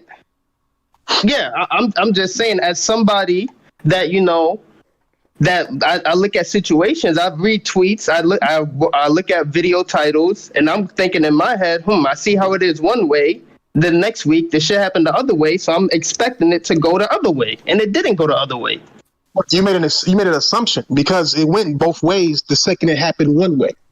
You just made an assumption it didn't because you didn't pay attention or you just read a title and then wanted to try to call me out on some shit that I've already said. So it's on you. You don't call people out or don't talk about information you have no information on. So Thrash, how many tweets you made about this news about PlayStation as today? I don't know. I don't count my tweets. I made several though. You did? Yeah. Like negative tweets, like you did about Xbox. Same shit. Positive tweet? You think this ass shit is positive? What's wrong with you, bro? I can't even look. I'm blocked. I can't even look at your timeline. See, this ad shit is nowhere close to being positive. Earlier, somebody said that, oh, Sony ain't gonna do this. No, we need to assume that Sony's gonna do the worst of it. Period. Like, we sitting here, what we gonna do? Wait for them to do it and then complain? No. That's what I said. Yeah, I said the same thing. I presented the scenario at its worst possible form to get the point across. Yeah, you gotta do that, because once they start, like I said in that video that B Staples wanted to ignore, I said this in my video. Once they start, they're not gonna fucking stop. You need to get them before they start, because once they start, it's already there. They made all these deals. They spent all this money. They're gonna run those ads, regardless if you like it or not. You need to get on them right now, so they know that no, this is a no go. Need to say something. Need to make videos. But Xbox fans didn't make any videos of it, right? Only me and some PlayStation dudes. Now PlayStation dudes making videos of the PlayStation side as well. Xbox dudes, what they doing? They saying like it's a good thing. Ooh, now what? Oh, make this video. Is it positive yet? Yeah, you know what I'm saying? It's not positive. It's watching gaming die, and you want to make jokes about it because you don't care about. Who's co-signing the ad shit though? Like, who's co-signing that? Who's jacking that? Who's backing that up? What do you mean? Like, who's saying it's positive? You saying people saying it's positive? I haven't seen anyone say it's positive. People, Xbox fans were saying that it's okay. That ads are okay. No, who these Xbox fans, bro? I ain't seen none of that shit on my timeline. Who you following? It's loud on there. How many videos you seen them against it? But no, I said positive, not against it. Positive. Where are the videos at for them against ads? Where's the videos for? But I don't know. I don't know. You gotta tell me. But you questioning me about my videos. You're not even questioning them. Is it negative? I see shit that just come across my timeline in my shit. I'm not searching for nobody. Negative, my nigga. I mean, my brother. Sorry about that, Porter. My brother. Are they negative? I would hope so. You would hope that it's negative. Yeah, but I'm not over here scouring YouTube to try to find negative videos. I'm not doing that. I'm saying that's not what I do. But that's not my point though. I'm saying who is coming out here talking about ads and games is a positive thing. I haven't seen anyone do that. Nobody is saying that it's negative but me, and you want to come and question me instead of all those Xbox fans who should have said it was negative a week ago. No, but you're still missing my point. You said people were coming out saying it's positive. Who is saying it's positive? Who is saying that? Me, if I'm the one saying it's negative. Why are you coming at me? Why aren't you coming at them? That's my question. Who is them? You're not naming nobody. Who are you talking about? It's Smooth, nigga, RDX podcast, whoever. Nigga, who has put out a video saying that it was negative? Who? Name one. I don't know. I don't pay attention to the niggas. You think it was about the Xbox? You think this shit is about the fucking Xbox? No, nigga, it's about us. I mean, no, brother, it's about us and our gaming experiences, bro. That's what's being attacked right now. From both of these companies that I've said many a time, we do not trust none of them. None of them. So right now, as you shouldn't. You on me to try to tell me to keep the same energy when you ain't never had no energy your damn self. You haven't even had energy. How many videos you put out talking about these apps? None, but I'm not a YouTuber. I just want to talk about games. You don't even put energy into gaming because the nerds try to judge me on what I do with my channel? Wait, so I gotta make YouTube videos to have an opinion? No, you don't. But you also don't gotta tell. About? You ain't making no. Are you just a bystander? What are you? You know what I'm saying? Like you can tell somebody what to do with their channel, but don't do shit yourself. Nigga, it's gonna take all. Nah, you getting it messed up. I don't gotta make YouTube videos to have an opinion. I'm not trying to be a YouTuber. I make 6 figures. I don't gotta make I don't gotta make no YouTube. You tag me in a tweet telling me, oh, you gonna keep that same thing or whatever the hell you said, and I'm like, who is this guy? Like, I'm like, bro, I've been kept the same energy. Don't tell me what to do on my channel if you don't watch it. That's number one. But number two, you putting in the energy to tell people to keep the same energy, but put exactly zero energy in the fucking problem at hand. How can you tell somebody to keep the same energy when you are refusing to keep the same energy? What do you want? Just likes? That's your energy. Your energy is towards likes and not your gaming experience. Are you a gamer? Nigga, but I'm not a YouTuber. I don't care about likes. What am I liking on? What am I trying to seek likes on? I don't care about likes. You see my Twitter? What the fuck? I don't give a fuck about no likes. I'm a grown ass man. I'm not a little kid. So if you have an issue with ads, right? Why are you only speaking on it when PlayStation do it? Nigga, I barely tweet about gaming. Go look at my Twitter, nigga. I don't tweet about gaming. You clearly know that Microsoft did it because you seen the title of my video a week ago. So you seen it. Yeah. I see gaming news. I'm not unaware of what's happening. I'm not unaware of what's going on. I see everything. I don't comment on it. Y'all can check my Twitter. I don't comment on this shit. Why? I obviously you don't, because it's only bad when Sony does it. And then you want to come at people, or fanboys. You want to come to me and tell me to make a video about it, even though I've already done it. And then you want to come at me about it, like, oh, where's you at? I guess that was philanthropy. What was that for? If you don't care or you don't do anything, or what was that about? Why you even make the mistake of fucking adding my name to any kind of comment in that situation if you ain't did no research on none of it, nor do you care, nor have you even put any energy in it a week prior. Instead, when they come out with this news, which is probably fake news to begin with, because it was given to some people by some mysterious people. But even if this is fake news, and the shit last week is fake news. It's from the same niggas, the same people saying it. Well, could have been, exactly, could have been. So then we talking about some bullshit. Then we not even talking about nothing valid. Because it was the same exact. You didn't keep the same energy for Xbox. You just said it was the same thing from the same people. So you knew about the situation, but said nothing. But But I'm not a YouTuber. I don't do none of that shit. I'm not trying to be no YouTuber and make videos about any gaming news that pop up. I don't do none of that. You want me to do some shit I don't even do. I'm a gamer who does YouTube. That's it. It's a difference. If I was a YouTuber, I wouldn't cuss at all. I'll be over here like smash the like button, please. I love you. Oh my God, thank you for this $5. It means a lot to me. I'll have a 5 fucking minute intro telling y'all how much I like your likes or something.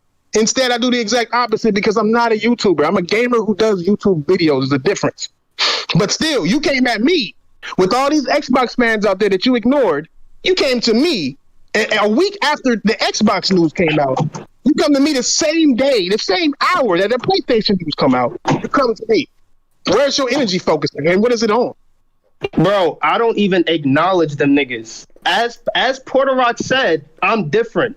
I don't interact with them. You want me to interact with some people I don't even talk to. I don't acknowledge them. Porter Rock, did you not say when I first came in here that I'm different from the rest of them? Yeah, that's true. Did you not? Thank you. I don't interact with them. You want me to interact with some people and tell them what to do. I don't talk to them niggas. You know what I ain't about? You never sent me a message in your life. Not even to recycle cans with you. Nothing. You ain't sending me nothing. Never. Yeah, but you telling me to give them some energy when I don't even care about them. Like, what are we?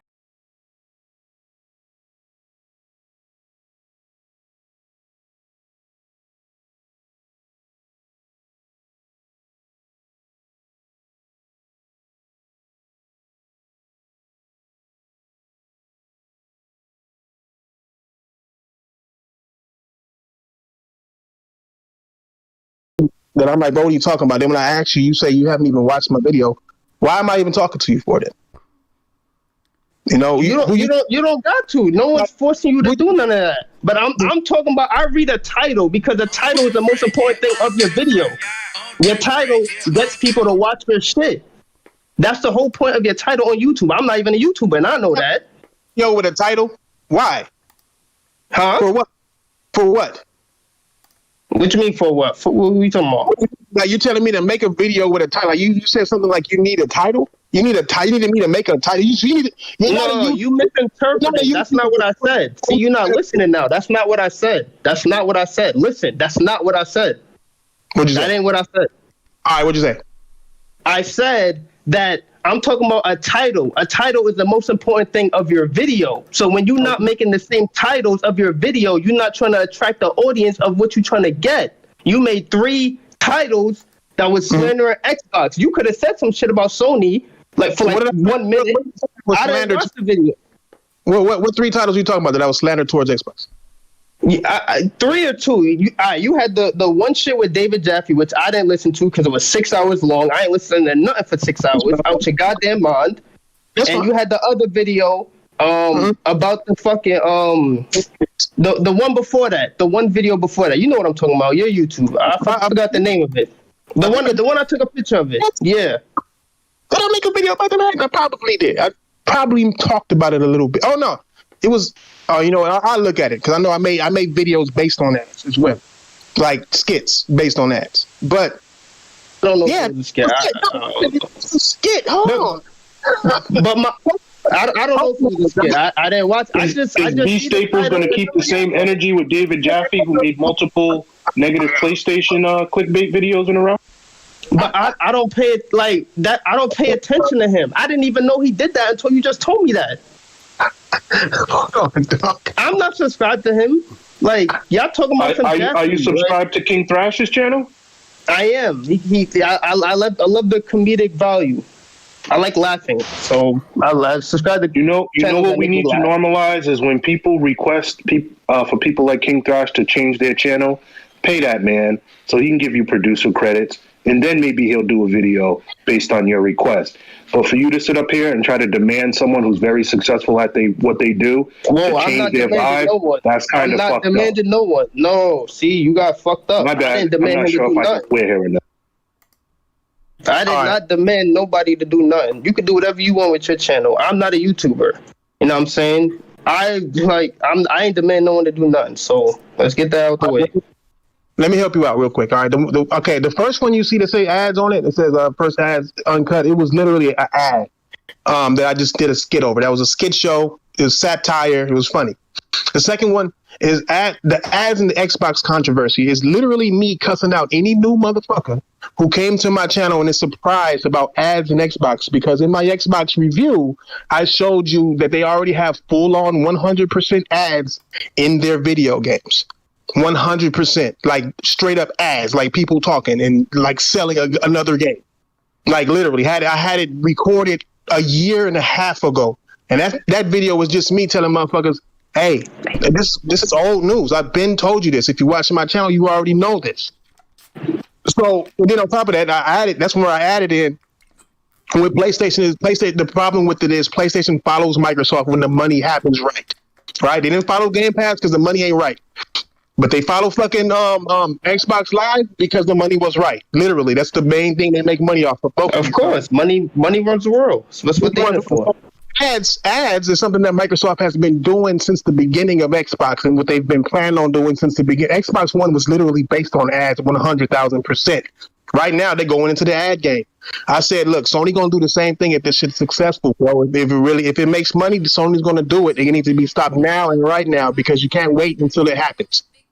People are waiting until it happens, and it's going to happen. And we're gonna be stuck with ads and complaining about ads until we don't complain about them no more. Same thing happened to DLC. Same thing happened to microtransactions and every damn thing else. Everything that we complained about that we ended up accepting because we complained about it too late or didn't have a large enough complaint base to get them to change it.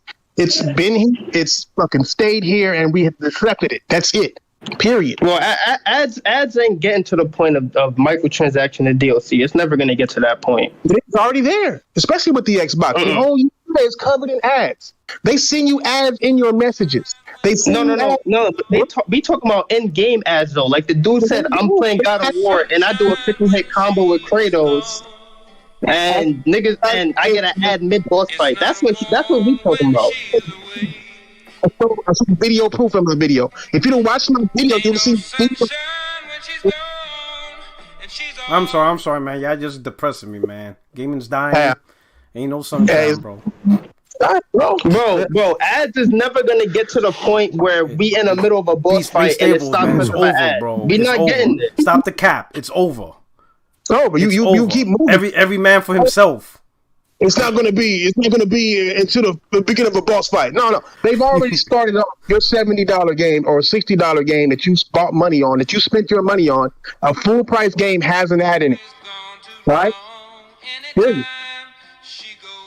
No, but we talking about in-game ads, like mid-gameplay ads. We're not talking about the ad on the sideline. Video game that you spent. Boy, this is what I'm saying, man. You ignore the problem until it gets. So the last game I bought was Tiny. So the last game I bought was Tiny Tina Wonderlands. What ad was in that game? I played the game. I beat the game. I didn't see no ad in there. The deal that they're talking about, Microsoft is trying to do, is trying to get other brands ads on their content. Microsoft doesn't own Tiny Tina. They own Gears 5, and there's ads for Gears Tactics in Gears 5. They are trying to expand on that to make it to where all games have it. A lot of games already have product placement, even in places where you don't even know they have product placement. They have product placement in there. That's different than ads. Microsoft is literally doing the ad thing, and if this thing is true with Sony, they're going to be doing it as well. As I said in my video, Sony will do it if it makes money. Period. So let me ask this, right? For Gears 5, I beat it years ago. I don't remember it, though. You said they got an ad for Gears Tactics. What is that? But hey, to be fair, not a lot of people remember Gears 5 anyway. I just beat it like 3 years ago, and you know what I'm saying? It's whatever. But look, that ad of Gears Tactics, is that what, on the front page? Where is that? Go to my channel and actually watch the video. I show you video proof of it. What's the name of the video? Let me see. Hold on. The Xbox controversy. That's the most recent one. It's also in my Xbox Series X review. Hey, shout out to Viewmaster617. He says, P-Rock, feels like I'm getting 2 next-gen 720 podcasts in one night. Laughing my ass off. No, you getting the truth. You know what I'm saying? This is the death of gaming. Hey. The death of gaming, bro. It's over. I'm making this analysis on Godfall PS5 versus Xbox Series X. Man, somebody got their ass in that analysis. Oh man. Godfall. What you mean got their ass? Wow. Yo, Staples, man. Shit's so bad on Xbox now. Y'all capping. Not you, but your community's capping for Godfall, bro. Why y'all? Yo, even I admitted that game came out bad. You know, I wasn't cap. I did not cap. It didn't have matchmaking. I'm like, this game is crazy. Like, you can't matchmake. Like, I have to know people to play, and there's only like 2 people on my friends list that bought it, and one of them was J-Dub. I was like, oh shit. I was like, yo, this shit is wild, right? And here we are 2 years later. And motherfuckers enjoying the game on Xbox. I'm like, yo, shit is bad. Hey, do you want to know how that 12 teraflops of power is doing after a year and a half, right, of being on PlayStation? Usually games come out better when it comes to the another console later, similar to the medium, right? They cap it for buck snacks. Bruh. No, bruh. The difference in this game, boy, is so. I'm like, they need SSD. I'm like, God damn. Bucks in Game Pass. I still ain't play that shit, bro. No way. In 2022, dog. In 2022, they play bug snacks. Yeah, I got bug snacks free and still haven't even. Oh, I didn't even touch that, man. I was like, I got it free too. I was like, that shit's not even worth. I ain't got enough SSD space for that game. Yeah, that ain't worth all. Yeah, my space is too precious for that game. This game is there just in case the internet goes down for like 7 years, and I beat every game that I downloaded or something, and that's all. I would have to be in a bad predicament to be playing Bugsnax. Project Cloud, let me see for a pound, man. What's going on? Yeah, can you hear me? How you doing? Hear me? Yes, we can hear you. Okay, good. How you been? Yeah, no, that's good, man. Yeah, so I mean, obviously, hot topic right now. I have a bit of a controversial opinion on this, and at least when it comes to free-to-play games. Even though I personally wouldn't prefer ads in games, but because it's free-to-play, I really don't believe I have a right to say, don't give me ads, to be honest with you. And frankly, sometimes, depending on how a game is designed, it may be relatively non-intrusive. Now, granted, obviously, if you do start to put ads in, you may very well end up at some point with intrusive ads, and obviously I don't stand for that. But if you can reasonably somehow put in ads, and I think also is worth defining is what exactly is an ad. Are we talking about a traditional commercial? Are we talking about kind of like YouTube ads, So, you know what I mean? There's questions as to exactly what is going to be an ad. And, honestly, certainly I think when you're talking about a free-to-play title, like, it doesn't really matter that much, to be honest with you. I mean, Fortnite practically already is a game with ads. It just constantly comes out with, new characters to kind of whatever IP is coming out, whatever medium. So, depending on what exactly is ads, especially in free-to-play context, I really don't think is that big of a deal. When I think of ads, I think of like, do y'all play or know anyone that play like free mobile games? Like my wife. Like mid game, the game would stop and it would show you an ad, and you gotta watch that ad for a certain amount of time for you to skip it. That's what I think when I hear ads. Okay. And that's the shit that can't be going in games, because there should be nothing stopping gameplay to show off something else like that. Hell no. You know what I'm saying? That Or those games where you can only get like 3 lives a day, and you can unlock more lives by watching a fucking ad.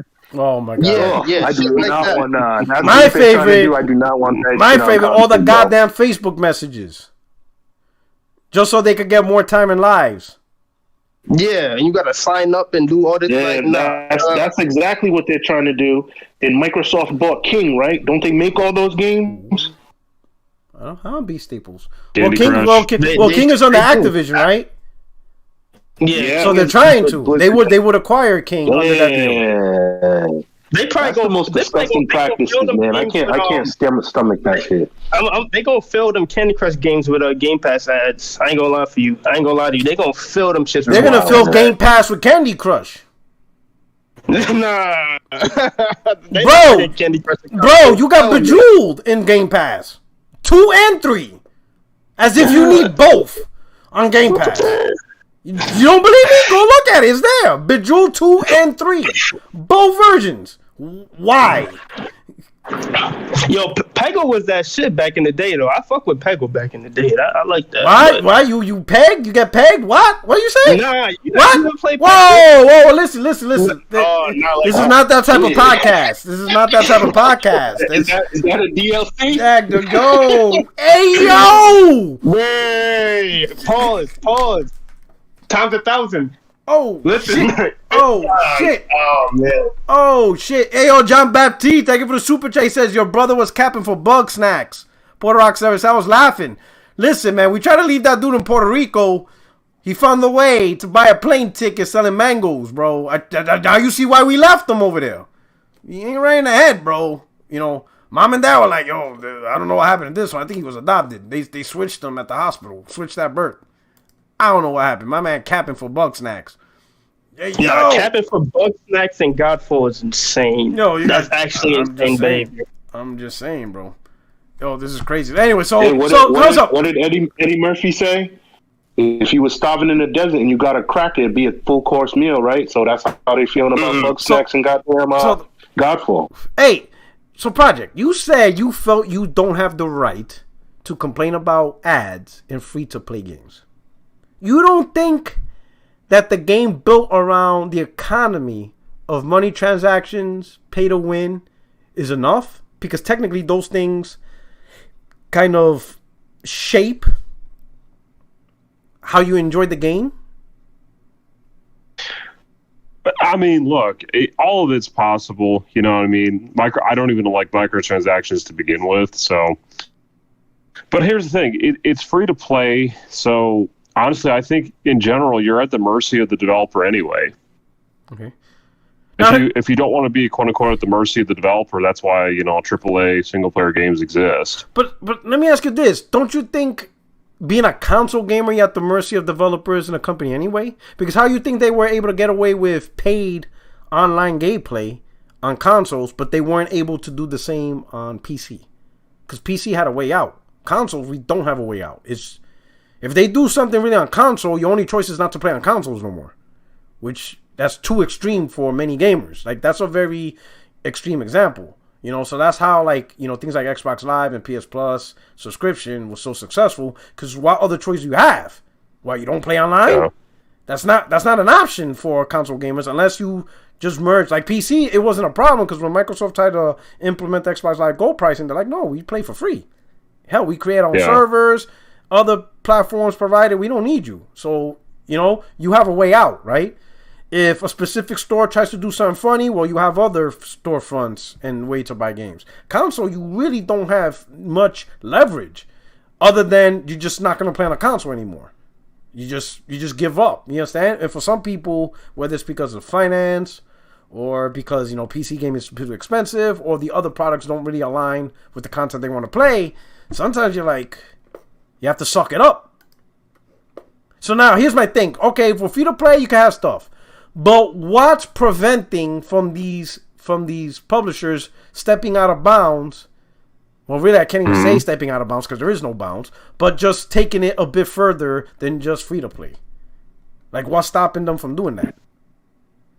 Well, yeah, I mean, I think in general, like online games, are subject in some form to potentially getting ads at some point.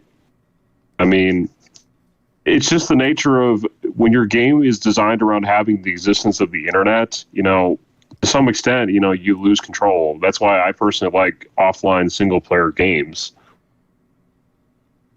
You know what they're gonna do, bro? After they put them in the free-to-play games, they're gonna put them in the indie games then. Because them indie devs, they're gonna need the money. They're gonna want the money. So that's where they're gonna go next, and then eventually it's gonna hit the AAA space en masse, not like one-off. But yeah, they gotta nip that shit in the bud. Definitely. I could see it hitting the AAA space even for quote-unquote single player, but honestly, that's you're talking more about like cloud stuff. Ubisoft has Ubisoft Scalar, and the Microsoft has whatever cloud initiative they're working on. I know EA is working on stuff. So if we're talking about, a future where gaming no longer really requires consoles, ads are, we're not really going to be able to object too much other than just not playing or buying the product or participating in the monetization. I mean, sure, I'm glad, for the people that, are making their voice heard about this, trying to minimize, whatever efforts that Sony or Microsoft put into this. I appreciate that. But just me personally right now, I mean, I just kind of tend to think it's about free to play and not too much else. So, and Sony just knows their audience. Like the single player games, you're going to be fine. So. Yeah, let's see if this shit's true too. Like, we talking on some rumors. We don't even know if it's I'm saying, shit is like a definite. Yeah, I think early in the negotiation process in any business, you want to be as aggressive as possible so they know where they can't go. So I think this is a crucial time for gamers to use their voices and be loud to just reject this and turn it down at any point. Just so in the event that they do think is cool, they'll be reminded repeatedly that it's not. Yeah. I mean, this isn't a perfect analogy, but, if you use YouTube and you don't do the YouTube Premium, I mean, we can't really be saying, how dare you give us ads, So if you're giving us a free-to-play game, I think it's the same logic. We could say we don't like this. It's how, a lot of people don't like YouTube having ads, but it's a free service, so you don't really get to complain at the end of the day because it's not your, product, / service that's being used. Hold on. Yo, that ad block has never failed me. Yo, they better start bringing ad block to consoles, man. That's what they gotta do. If they gonna start doing that, they gotta make sure they bring that ad block, because that shit never failed me. I don't remember the last time I seen that YouTube ad. All you would probably end up getting at that point is, I guess it depends on what you mean by ad block, but if the ad block only blocks the ad from being seen, but it's still kind of like a black screen for, 30 seconds, if the ad was that long, then, you know what I mean? At that point, you might as well just have the ad playing anyway. So what if you ad block and they bang you from Xbox Live? Yeah, exactly. Because they know this. Yo, Beast Tables. I would love to see that Twitter on that day. You're not thinking about that. My bad got banned because you ad blocked. What? Yeah, they gonna find the algorithm. They're gonna get their money. It's like, you gonna watch these ads. They gonna come collect. They gonna come collect either way. I'll tell you what. So the ads, I think, become a bit less important if at least the ads are about products and things that gamers would generally be interested in. If they're just selling, I don't know, Coke wouldn't be a good example because I think gamers are interested in Coke, but I don't know, if they were just to sell, I don't know, What I'm gonna what be do honest. people It doesn't prefer? make sense, to be honest. No. The concept doesn't make sense at all. Because it's not like TV where you got commercial breaks or you watch stuff before the movie. When we're playing games, it's a combination of senses and things that we're doing. One, we're paying attention to story. We're trying to learn the gameplay. We're trying to master the gameplay. We're trying to finish executives. I'm too busy. I don't want to see a goddamn commercial Blue Chew. Oh, you can't please your wife? Have a Blue Chew and you can fuck her up. Like, I'm not. No, bro. I don't got time for that. That's not what I'm doing, I'm trying to face this fucking boss. I'm trying to get this trophy. While I'm playing Madden, I'm trying to whoop B-Staples' ass. I don't want to know anything about no goddamn Viagra. And then they give you the 50 goddamn warnings. Warning, you might catch a heart attack, a stroke. You might be paralyzed for the rest of your life and unable to play games. No, I don't want to see none of that shit. Like, that's not the time. I'm focusing on shit here. Like, what are we doing? I'm trying to remember my missions. Like, I'll be honest. Like, I really don't get ads in the game because my mind is not in the mood to be, like, I'm not receptive to, like, it's not like I'm going to be like, I'm playing, Elden Ring. I'm about to beat this boss. And then all of a sudden they show a commercial. Ooh. They got, See, man, here's the new Camaro came out from Chevy. Ooh, no! That's not the right time and place. Like, it's not the right time. Imagine playing Returnal. You die, commercial. You die, commercial. You die, commercial. And it's like random shit that you don't even give a shit about. Like, bro, I'm not trying to hear this shit. Like, I'm not in the mood to be advertised to. Like, this, I'm not in, like, I don't know, maybe how you guys are. You guys in tune to, like, ooh, that's an interesting commercial. I'm ready to buy it.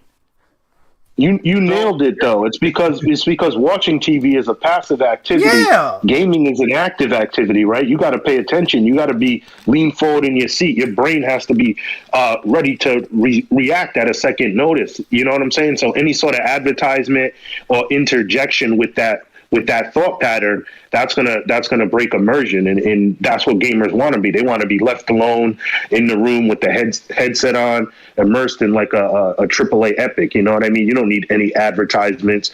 I think we already have it in sports games with product placement and stuff like that.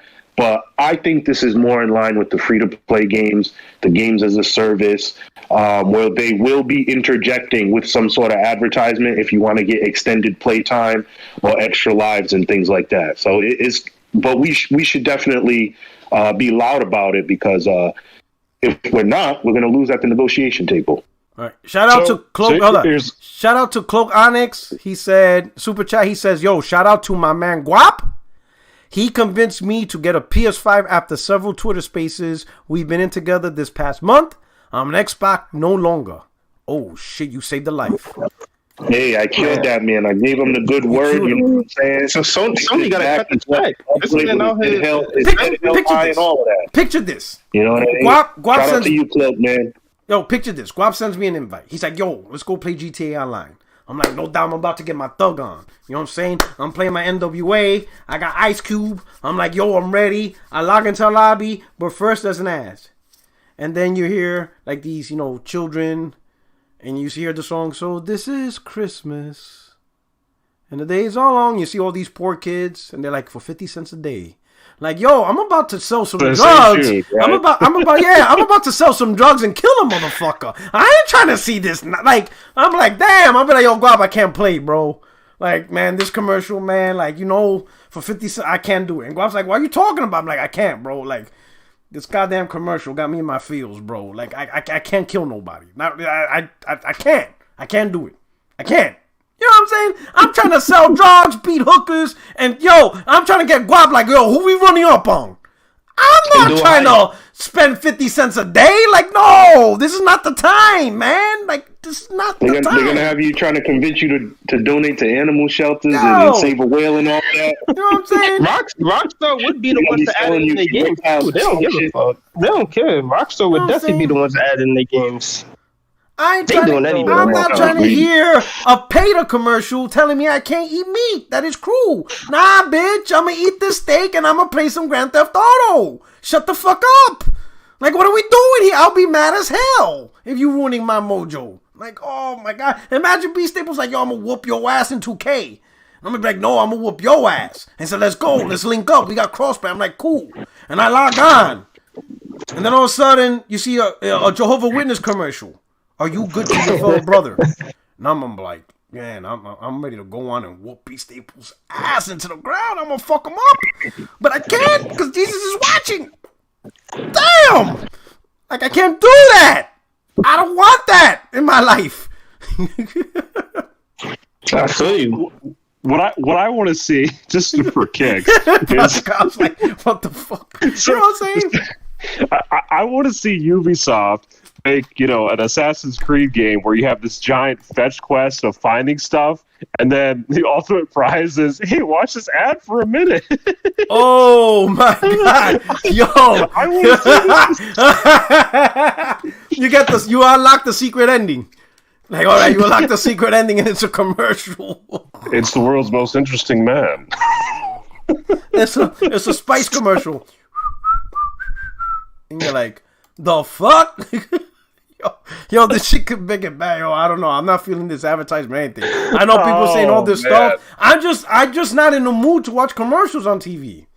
I mean, when I'm playing a game. That's not like when I'm playing a game, I'm in the zone. That's why I don't even stream games. I listen. I respect all you game streamers. All you game streamers that actually go out there, interact with the community, and play games. God bless you guys. Because I can't do it. I can't do it. It's one of the... Oh, yeah, that's definitely a talent, man. I can't. That's definitely a talent. Either I'm talking to you... And one eye on the screen? That's crazy. I can't, because if I'm playing a game, and I ain't talking to none of y'all. I ain't paying attention to the chat. I'm just not. I just can't. I have to zone it. Unless I have a feeling that maybe some of these guys played the game first and they already beat it and then they go play it after. I don't know. That's how I would do it. I would have to play the game first on my own. Then after I beat it, then go on and pretend like I played it for the first time. And then everybody would be like, damn, Puerto Rico, you beat that guy on the first try? Oh, yeah, I was pretty lucky. I don't know. I just can't do it. I don't have that talent.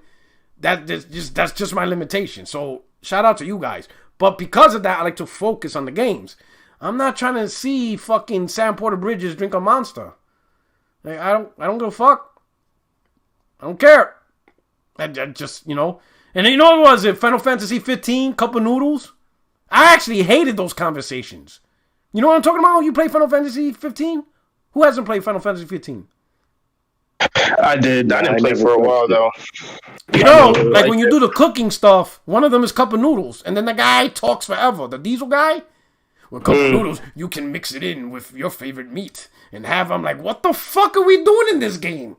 Like, this guy's having a whole conversation on Cup of Noodles. I'm not lying. Listen, I'm not lying. You know what I'm talking about? I had no idea. I had no idea. Yes, that's like a story mission, bro. You have to hunt certain animals, and then when you hunt them, he's like, and then when you mix it in with the Cup of Noodles, it creates an amazing flavor. I'm like, yo, we having whole episodes on Cup of Noodles in Final Fantasy 15. I'm like, yo, this is crazy. That shit make you hungry though? Yo, no, it's pissing me off. No, I ain't gonna lie. I did get some Cup of Noodles. But everybody loves ramen noodles. Like, who doesn't love ramen noodles? You end up beating that game? Hell yeah, I loved it. Really? Mm-hmm. Wow. Mm-hmm. I gave it like 20 hours, 25 hours. I said, nope, can't do it no more. I loved it. You didn't like it? I loved that game. I loved it. The only thing I didn't like about that game at all was the royal weapons. I thought the concept stupid. I do a super move and I fucking lose energy.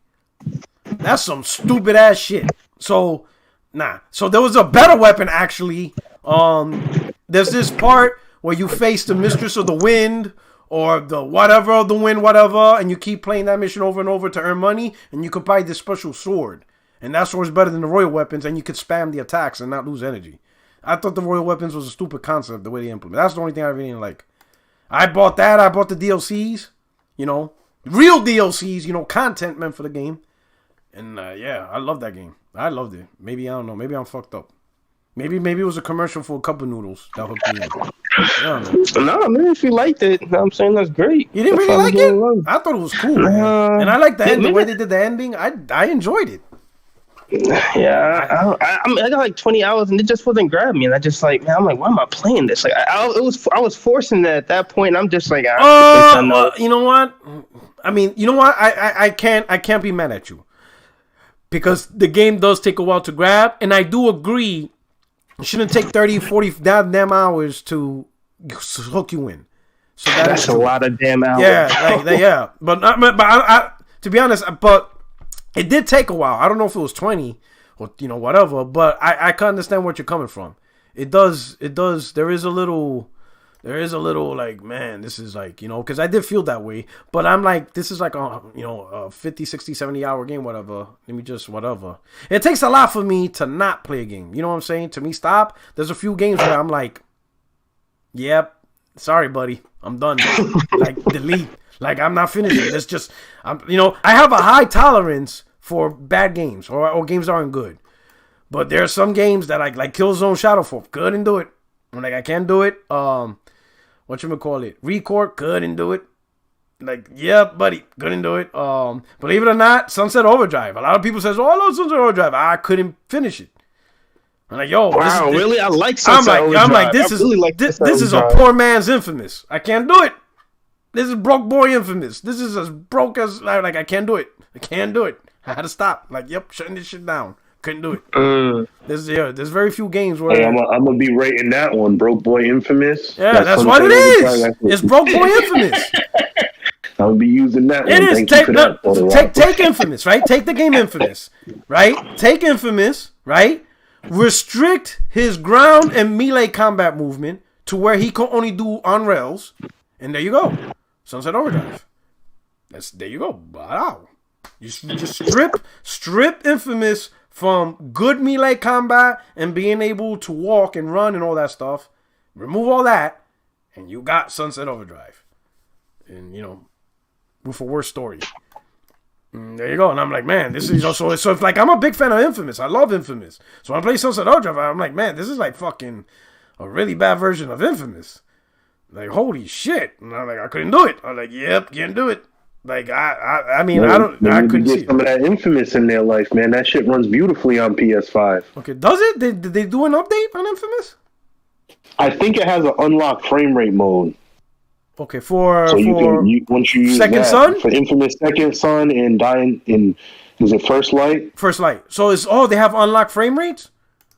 Yeah, so it's buttery. It's buttery now. I will go back to that, man. I hope they make another Infamous. All right, so let's move on to the next topic, man. What topic? Where am I at? What's that? Oh, the new Star Wars game. So Project Cloud, I got a bone to pick with you. So Project Cloud, listen, the disrespect this man. He's so listen, we have our own 60 Frames No Lag, group, right? And he's real disrespectful. Like, he's real disrespectful to great. Yo, Guap, listen to this shit. Let me, I'm gonna read it off. This is Project Cloud. Look how disrespectful Project Cloud is, right? He has the nerve to do this. He has the nerve, the gall, the cojones. Oh, man. The cojones to do this. He said, where was that? Let me look for it. Let me look. Oh, yeah, here we go. This is him. He posts the link in the chat, right? He puts Skydance New. He puts Skydance New. This is Project Cloud. And I can hear his voice. He's like, gentlemen, Skydance New Media is a studio to keep an eye on. This will definitely compete with PlayStation Studio single-player action-adventure titles. And Skydance has a Marvel project that's coming first. Wink. The disrespect! That's a flaming hot Cheetos take, man. Like, what? Do you care to divulge? And I'm like, well, hold up. And then I look, all right, let me look at Skydance. Created in 2019. What? I went like this. A studio 2019 with no games made. Gonna compete with PlayStation greatness? Project Cloud. Listen, you're in the stand. Get in the stand. We're taking you to court. You're in court right now. He must like Amy Hang. What's her name? Amy Hang? Amy Henning. Mm-hmm. What's going on? Yeah, what's your view? What's going on? How can you disrespect the gods of gaming? Go ahead. Give us your view on this. I mean, look, I just look at that this is a studio that I consider this, I mean, it's close to a PlayStation studio without being a PlayStation studio. How? the talent that it has. It's literally ex-PlayStation talent. Didn't Initiative have ex-PlayStation talent? They did. So what happened? And yeah, obviously they've had some issues. But I think it's more for in the Initiative's case. I believe it was more about people that joined were initially promised one thing about certain autonomy that they would get, and then later on they just didn't get it. If there was one article, I think maybe on Video Games Chronicle that pointed that out.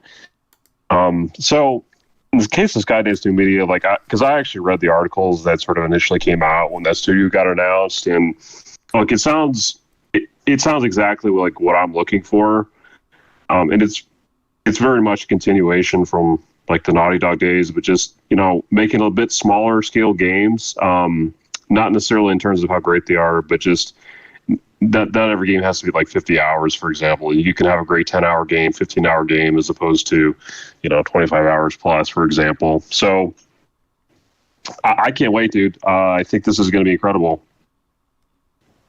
Okay, so let me tell you a little story. Right? You familiar with basketball? You're a basketball fan? I mean, very, very mildly. Right. But... You ever heard of the story of the Dream Team, the first Dream Team? Michael Jordan, Patrick Ewing, no. Larry Bird. I mean, I saw Space Jam, So let me tell you. So they did a story. It was a 30 for 30 on the Dream Team, right? It was a story about the Dream Team, right? When they first formed it up. Now, the coach was Chuck Daly. He was the main coach, right? Now, keep in mind, they formed up for the first time because United States it used to be college players would play in the Olympics, but the rest of the world was using professional league players. So it was collegiate amateurs versus professional players of what was considered around the world. So then the United States is saying, you know what? Let's utilize the Olympics and let's start using our professional players.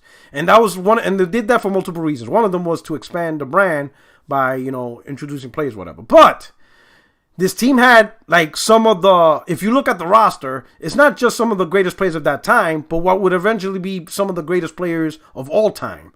Hall of Famers. Okay. David Robinson, Michael Jordan, Magic Johnson, Larry Bird, Patrick Ewing, Charles Barkley. You're talking Hall of Fame players, not just some of the best players of that era, but some of the best players that would be part of history, right? All in one team, right? And one of the greatest coaches of all time. Right, but in the documentary, despite some of the absolute best talent available, the coach knew this wasn't going to work unless he did something, right? And this is, let me finish the story. So what he did was this. He one day got the very best players of college and he did a private session. News media didn't know because he didn't want this to get out. He did a private session of the Dream Team, except for Michael Jordan. He purposely left Michael Jordan out of it because he knew Michael Jordan doesn't lose. You could put Jordan on the worst team, he's going to find a way to win. So he didn't want Michael Jordan there. But he had everybody else. I mean, he had Magic Johnson, Larry Bird, Patrick Ewing, David Robinson, Charles Barkley, John Stockton, Karl Malone. I mean, fuck. Just 6 or 7 of those guys is enough. So he still had the whole roster. The guys right? in Space Jam? Yeah. Right? Yeah, the guys from Space Jam pretty much. Yeah, and more. So he had all the best players there, right? And he invited the All-Stars of college to play a private session. He even had the college players sign NDAs. They couldn't speak on this. It was quiet. It wasn't until the documentary that the world found out that this happened. So he said, hey, we're going to play a full collegiate, not a collegiate rule, but using, Olympic-style rules. We're going to have a full press game, referees and everything. So it was a full-fledged game, right? And he said he's not going to coach it. He says, you players, you stars players, you know what to do. You guys figure it out. So the star players, oh yeah, we're going to, run wreck on these college kids. The college kids beat them by like 50 points by the end of the game. They got decimated. Like bad. So the college kids had the coach. The Dream Team didn't have a coach, but they had all the best players. They got decimated. Like bad. Like, oh my God, it was terrible. Right? And even the players didn't know, they didn't figure out what the hell was wrong. And he did that to prove a point. He said, just because each of you are superstars, you still got to play as a team. You still got to gel. You still got to work with the fundamentals. And we have to practice and take time. He goes, from this point out, I don't want to hear from anybody that you don't need to practice. You don't need to run plays. You guys are no different than any other player, and that's what set them up for success. The moral of the story is you can have a whole bunch of great talent, right? But each individual talent, right, is right now like each talent that's each talent, they're amazing individually, but they still have to gel, and they may not gel or stuff, whatever, right? And you still need a support system. Like I'm wondering who's the publisher of this game, and how well are they going to be as publishers for the studio? Or are they self-publishing? How many people work there? I don't know. It's a relatively small studio, but purposely so, because they're actually modeling after more of the movie industry where you outsource your work. So obviously the core team at Skydance is what's working on the project primarily, leading it, directing it, primarily producing it. But yeah, they're definitely working with outsourcing more than usual than the industry does. Now I'm hoping it's successful because I think Amy Hennig is a good story writer. So I'm and if she's the lead on story writing and all that stuff, I think she's gonna come up with a great story. But what about the rest? The actual game designers, gameplay designers, animators. Yeah. That's a pretty important part. And she doesn't do that. I understand that. And Amy Hennig doesn't do that. You know what I'm saying? But I do hope, I'm glad because remember, she was originally working on Star Wars 1313 with EA. Was it 1313? No. Was it something that's else? Project Ragtag. For EA? With EA, yes. But it was a Star Wars game, right? Correct. And then they canned her or she left? Yeah. It's an interesting story. Like, EA executives at the time were just not really feeling single-player games. But then, they made Jedi Fallen Order a great game, and I would say that is in the discussion of Sony level quality. To be honest with you, I'm not saying it's exactly Naughty Dog, but I think it's definitely within the vicinity of a Sony title.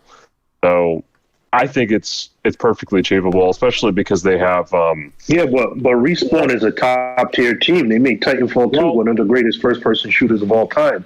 My issue here is who's funding them, because this is a large undertaking, right? You don't just get Star Wars and Marvel without answering to somebody higher. So do we know who owns this studio? Who's publishing for them? Is this a Tencent thing? Is this a NetEase thing? Yeah, that's what I'm wondering. Who's the publisher? What their name? Skydance Media? Oh, Skydance New Media. So Skydance is a huge entertainment company. They get all kinds of funding from presumably like Chinese companies or something like that. So as far as I understand, this is a quote-unquote self-published game. But if anything, it would be sort of Lucasfilm Games is the semi-publisher, I guess, on this. But they're not the ones actually funding it. It's actually Skydance. So is it Skydance New Media?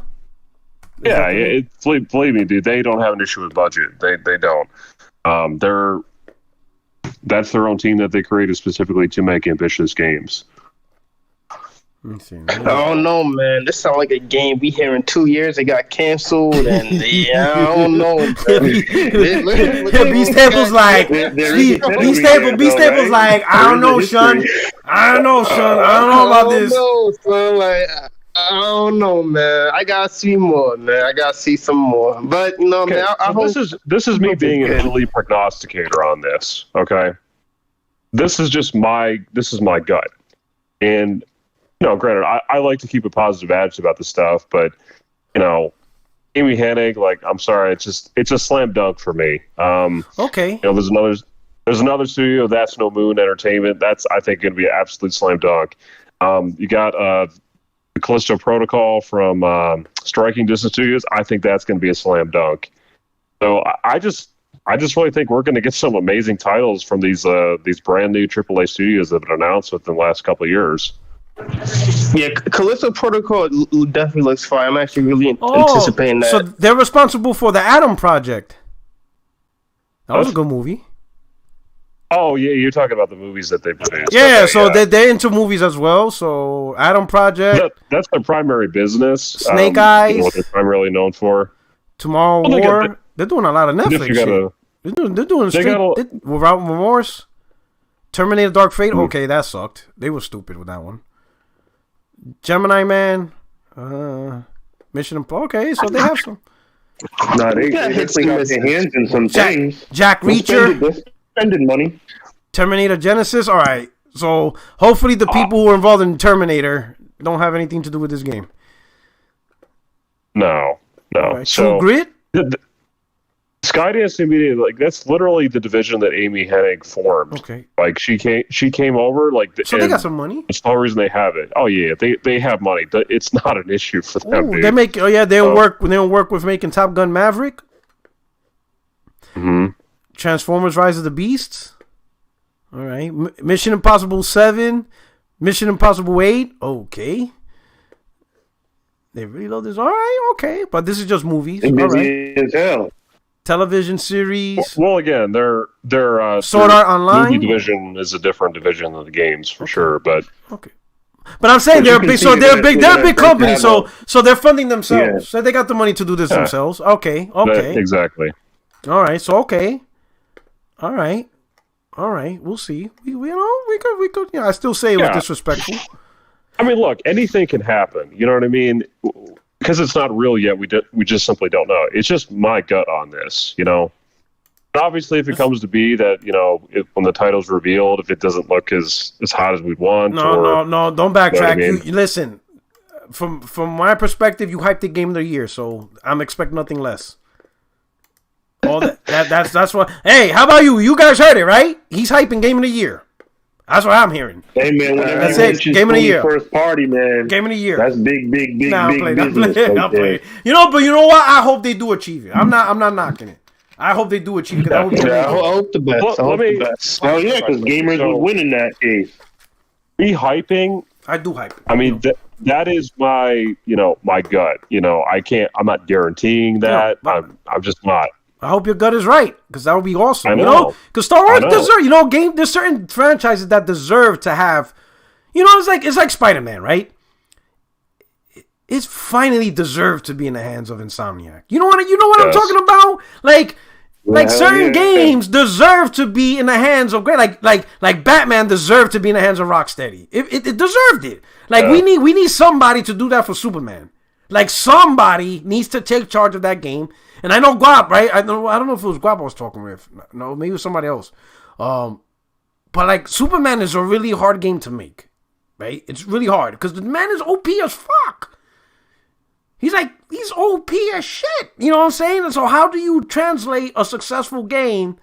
You know, but somebody could do it. I know somebody can do it. Somebody has to do it. No, it's funny. It's funny you say that, P-Rock. There's actually a VR game on PlayStation VR that's a Superman sim. So you have the super speed, the super strength, and it's not about fighting the enemies as much as it's about saving the city. Hold on. So while you're trying to take out the enemies, you just have to prevent destruction from happening in the city, because that leads to citizens dying. So you're invincible, but you have to take out the enemies without destroying the city in the process, because everything is destructible. You know what I'm saying? What that's game on PlayStation VR, and I think that's a good idea. What game is this? I'll look up the title. I forgot off the top Send of my head. that in the DM, please. No problem at all. Because I'm about to Superman that hole. I'm going to go, oh, shit. Yo, I cannot wait till PlayStation VR 2 comes out. Oh, my God. All right. So, okay. So, hey. So, all right. So, I think all right. So, we move on. Star Wars is good. Final topic. What's my final topic? Hold on. Final topic. I don't even remember my own goddamn topics. In the name of the game is Megaton Rainfall. I'm gonna send you the YouTube gameplay. All right. But yeah, so you have all the Superman powers, the super speed. You can go into space, all sorts of crazy shit. Super strength, so you can throw stuff at the enemies. But it's all about preventing the city from getting destroyed. So that's like your life bar. You know what I mean? But yeah, it's really cool. I think it was on sale for like $6. That's when I first heard of it. Oh, send that. I got to see it. Now, next final topic. All right. So, European numbers came out again for top played games. Oh, wait. But before that, my man T-Easy83 from We All Made PlayStation Nation. He says, King, this guy works RDX. Get this. Who? Hey, King, this guy works RDX. Get this FN is a fraud. Who? Who works for RDX? Who's the spy?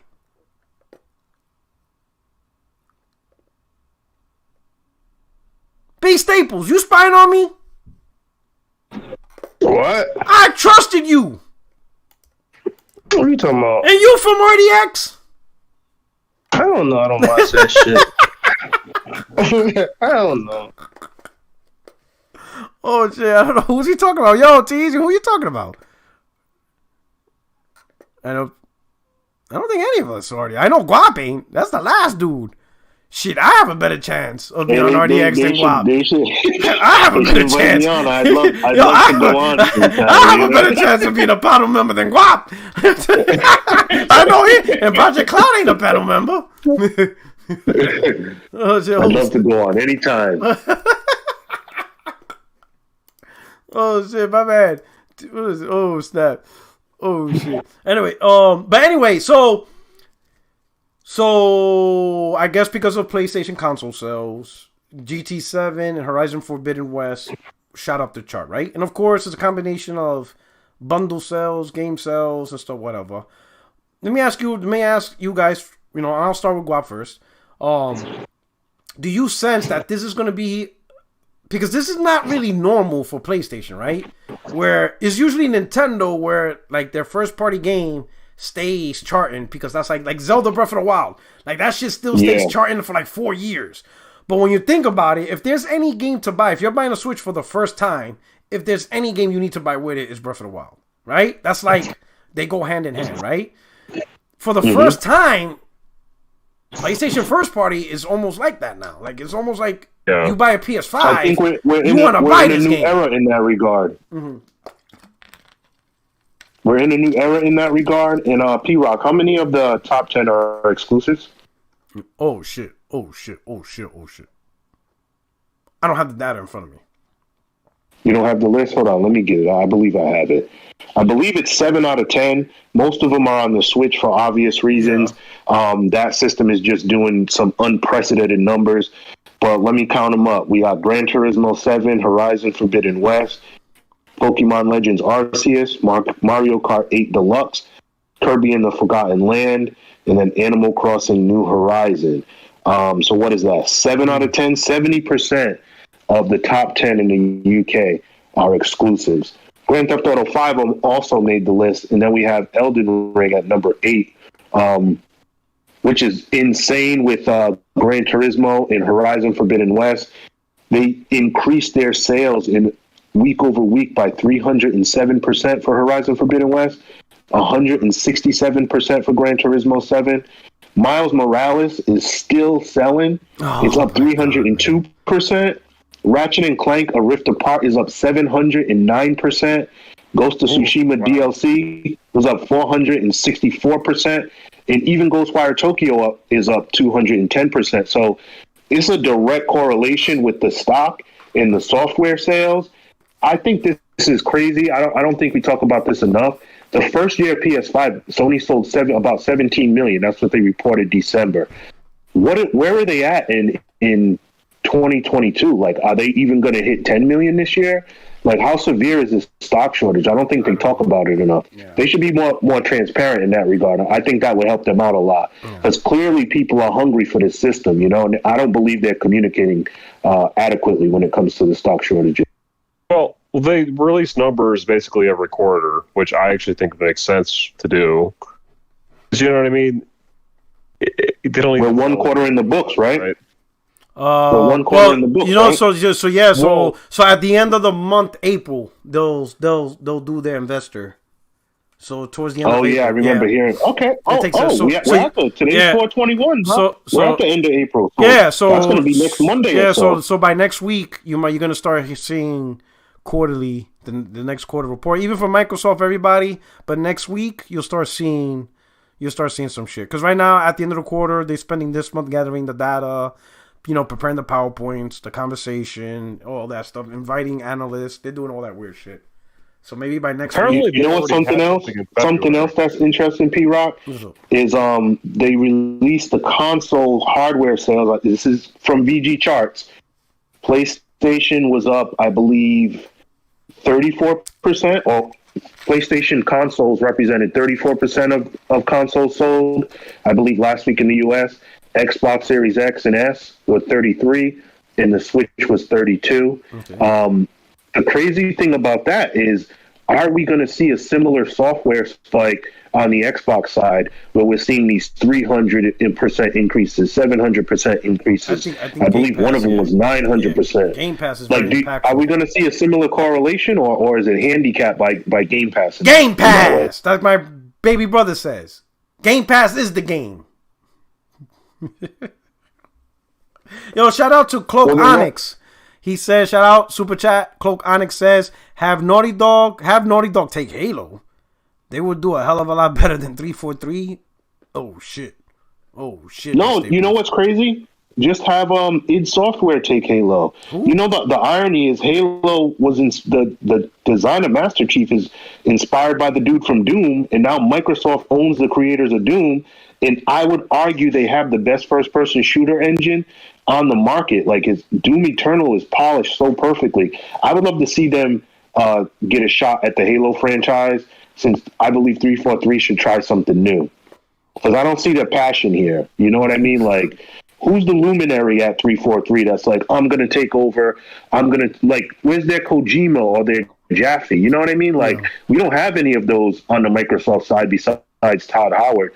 I believe they need to bring new people into the forefront in their studios and give them a shot. Mm-hmm. Yeah, I know B Stables is hurting because Halo's his favorite franchise of all time. Right, B Stables? Be alright. What happened? It'll be alright. We'll see what we have at like season 3. What season are they on? Right now, 1. He doesn't have faith in 2. He's like, we're gonna start with 3. Yeah, we'll see what we have. We're gonna start with 3. I'm not a kid. Is season 2 co-op? Oh, they said it's in the middle. They said it's releasing like in the middle, so halfway. 2.5. Well, I also heard Battlefield got an update, and it's getting season 1 as well. So they're gonna go head to head again. I would have gave round 1 to Halo. It had the better PR.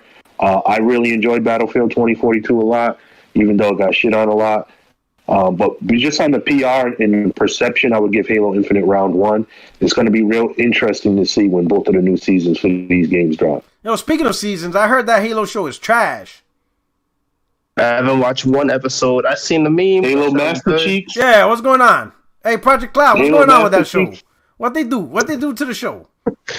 Has there been any action since the intro sequence in episode 1? Like, what happened, Project Cloud? What's going on?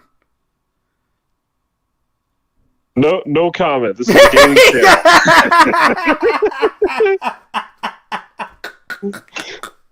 Oh my God, what are they doing? I don't know, man.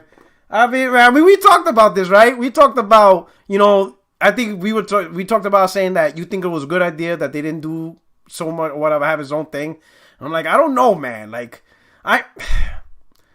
certain things, you expect certain things, right? You expect certain things. It doesn't have to be exactly like the lore, but it has to be really close. And once they took off his helmet in the first episode, I'm like, man, this is going to go wrong, bro. Because I think, I don't, like, I understood what you were talking about. Like, they're trying to make him human, whatever. But that's too soon. Like, for the first season, it's about him, flipping warhogs and just killing everybody. Like, that's people. I mean, let me ask you this, right? So when you think of, hey, like when you're playing the game and people tell you, oh, this is going to be a TV show or a movie, what's your initial reaction? It's what I see on the screen while playing the game, I'm going to get that dude in this live action sequence, right? Obviously, there's going to be some acting, whatever, but I'm going to get that dude. I'm going to get this dude that's just a beast on the screen. Do you think they delivered that? Like that dude that we're so used to? Well, I mean, I haven't really played the Halo games very much, so... You haven't played the Halo games very much? Well, correct, yes. Unbelievable. B Staples, you play Halo games. You know what? You know what, Project Cloud? That's evil.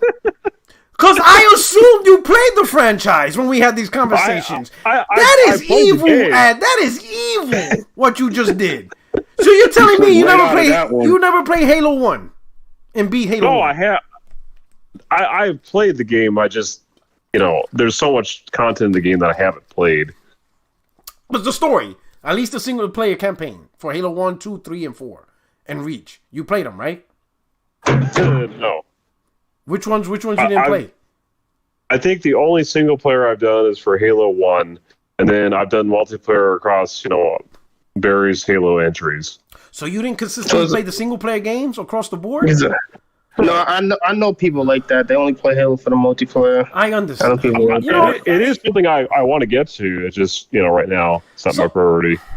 So I understand there's people who need, it's like Call of Duty, right? They only play the multiplayer. But then at that point, when we talk about the show, you really don't know the context of what people really want because you don't understand Master Chief. Correct. Who he is. Correct. This is listen, Master Chief is the dude, right? Where it's an alien invasion. And you're like, you got a weapon? And you're like, yeah, but there's only one bullet. That's enough. That's what we want. That's literally, I'm not lying though. I'm not lying.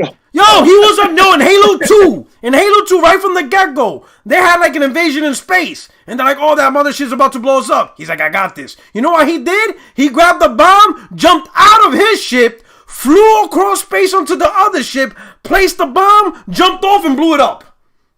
He sure did. That's how the game starts. That's Master Chief. So, Porter, how many episodes have you watched? Like, are you up to... No, hell no. Once I saw that he took off his helmet, I'm like, this show's gonna suck. I already know. I'm not wasting... Listen. Hey, Porter, he took off more than his helmet, bro. Listen, I know. And then when I found out he got butt naked, I'm like, woo. Ooh, motherfucker showing more than his battle rifle up in this motherfucker. Right? He's showing more than his battle rifle. Doing it intentionally. I'm like, yo, he's showing more than his battle rifle. I'm like, ooh. I'm like, yeah. Once I saw the first episode, I'm like, I'm not watching this. I already know these story writers, they're just not getting it. That's why I was like, I'm done. And because I had the free trial of Paramount Plus, I ain't subscribing to that. That shit already expired. Nope, not doing it. I'm not subscribing to another thing. But I was like, nope. After I saw the first episode, I'm like, yeah, this ain't gonna work. I already see where this is going. They're focusing on the wrong thing. Because again, I played the story, right? Master Chief. I mean, of course, you can modify it, but Master Chief is this unstoppable. They call him the demon for a reason. The alien race. Cause this dude is insane. Like Master Chief is insane with the shit he does, bro. He's a Navy SEAL. He's like the future. It's crazy. And when I saw this show, I'm like, oh my God, they're trying to make this guy into Gandhi. I'm like, no, I'm not watching this. I'm just gonna move on. I don't know. So B Stables, you keep watching the show? No, I haven't watched it. I just seen too many red flags. I've seen like they made the Covenant leader a woman. Yeah. Like it's just too off canon from the story that I know, and I'm good. They took too much liberties. They took way too many liberties, bro. I'm like, whoa. I don't know. Like, I guess it's just difficult to make these video game fucking shows and stuff. I don't know, because I feel like the Last of Us show, you got the actor talking about he didn't even play the game. Like, I don't understand why it's so difficult to just follow the source material. Like, it's right there. I'm a be real. Isn't that crazy? When he said Imagine an actor saying, "I didn't read the book in the movie I'm a star in." I didn't read a book. Yeah, I'm gonna be real, because when he said that, because he want to make sure he doesn't portray the same character. I'm thinking, you playing Joe, so we expect certain things from the mannerisms listen, this guy's a character in a video game. We want you to bring this character to life. How the hell are you gonna do that if you don't know who the character is? We don't want some random dude who also is supposed to be called Joe, but is a completely different Joe. No. So I am nervous. I'm keeping the same energy. I am nervous about this Last of Us. It's Ellie and Joel, but it's two totally different people doing whatever the fuck they're doing. And I'm like, I'm not, this ain't it. Like, we want the life representation close to the source material. Sure, you're gonna have your little liberties because it is a TV show, and a video game, you have a little story, but most of it's gameplay. You're gonna have a lot of gameplay. Well, the TV show, you don't have no gameplay, so it's all story. Budget, CGI, and shit. Yeah, it's all story. That. So I get the development of that, but we still want a level of source material. When he said he doesn't play the game, I'm like, oh boy, here we go. Like even then, like Hugh Jackman, when he took Wolverine, over. He said he read nothing but Wolverine comics and all that shit to see what he was really, jumping himself into. And I'm like, that's what I'm talking about. I feel like that's like a must. Like you have to do that. Like how do you even audition for the role? Like what are you doing in auditions? You just nothing. Like how did you get the audition? What is happening? I don't understand, bro. Like what did he do? He went on stage and be like, "This is the way." Oh, got it. Hired. Done. Like what? He acted like the Mandalorian? Like what did you do?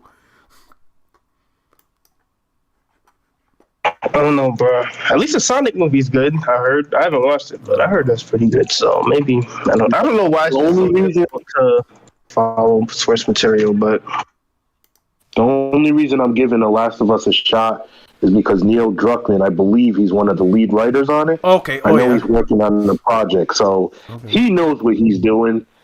I'll give him the benefit of the doubt because even though he took risks with The Last of Us 2, it paid off.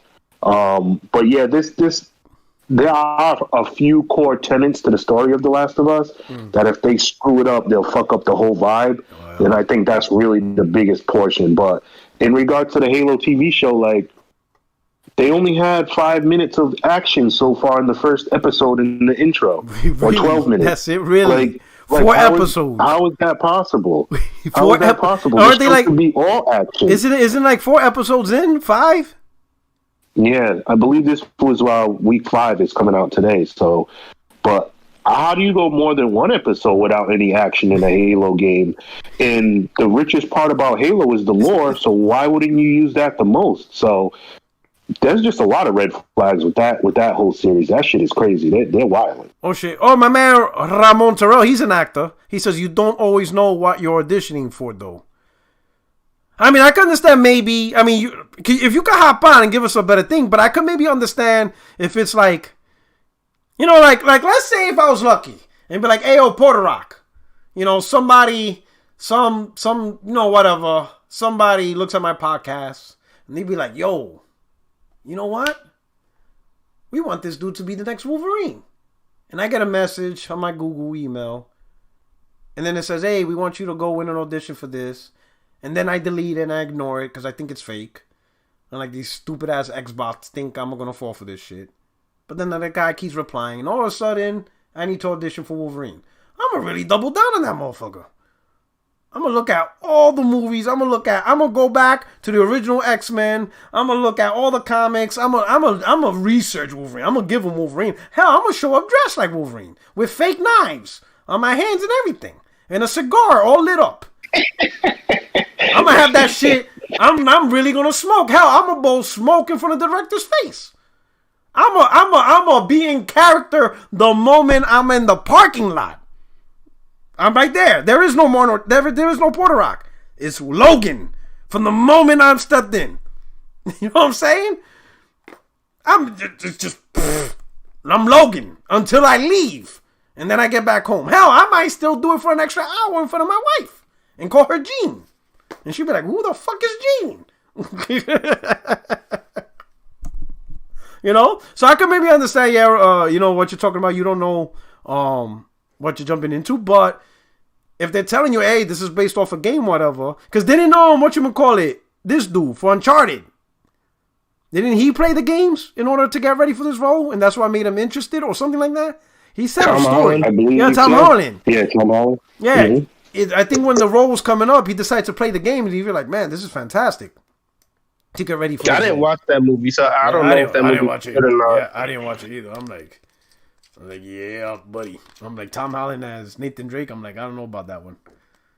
I'm like, I don't know, maybe. Yeah, that was a little. I hear it's a good movie, but is it Uncharted? I don't know. That's a whole other ball game. I don't know.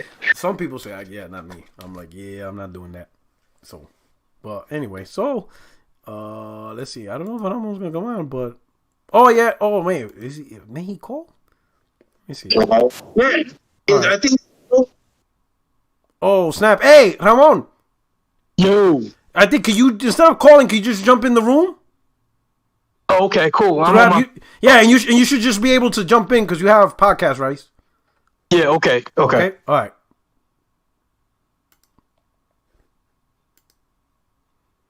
All right, so PS5 so exclusives. Ramon's gonna jump in a few. He's gonna give us the acting side because he is an actor. Y'all probably seen him in a couple of shows. Yeah, I think he did. So he did a couple of shows. You ever seen God, that show's been on for like 15 years. Oh my God, the shit. General Hospital is he in or something like that? Maybe no, but I guarantee you know this show. It's the one with the two brothers that hunt demons and shit. It's been on for like 15 years. Supernatural. I think he's been on that. He's been on Arrow. But I think he was like one of the side guys that got killed and shit. You know what I'm saying? Hey, that's what's up, man. But I think he did. I think he did 911. He's done a couple of things. I recognize him from one of the shows. I think I recognize him from. I think it was Supernatural. I'm like, wait a minute, I do recognize you, and stuff like that. He's like, yeah. But let's see if he hops on. He could give us his take on acting and stuff like that. But yeah, Ratchet and Clank: A Rift Apart being up 709%. I would have liked to see those numbers on Returnal as well if it's moving any additional units. But those are absolutely insane numbers. I never seen nothing like that when it comes to the UK charts. Okay. Oh man, he left again. Go back in here. All right. So Ramon. Uh-oh. You can hear? Ramon, you can hear? You good?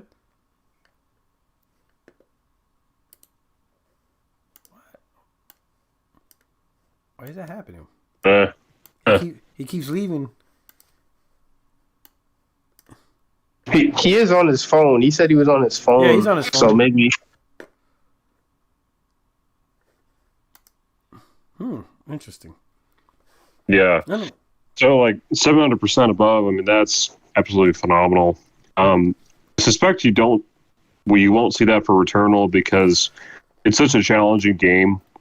And that's been, widely reported. So, Ratchet and Clank is far more accessible and very family friendly as well. So, more people should play Returnal though, man. I'm telling you, in a couple of years, people are gonna look back, and they're really gonna appreciate it. Especially with the co-op DLC. Man, that gameplay is phenomenal, man. It's just so rewarding. It's fair. You know what I'm saying? It's not cheesy. Except for World 3. World 3 is kind of a bitch. Especially those ones that shoots nothing but missiles at you.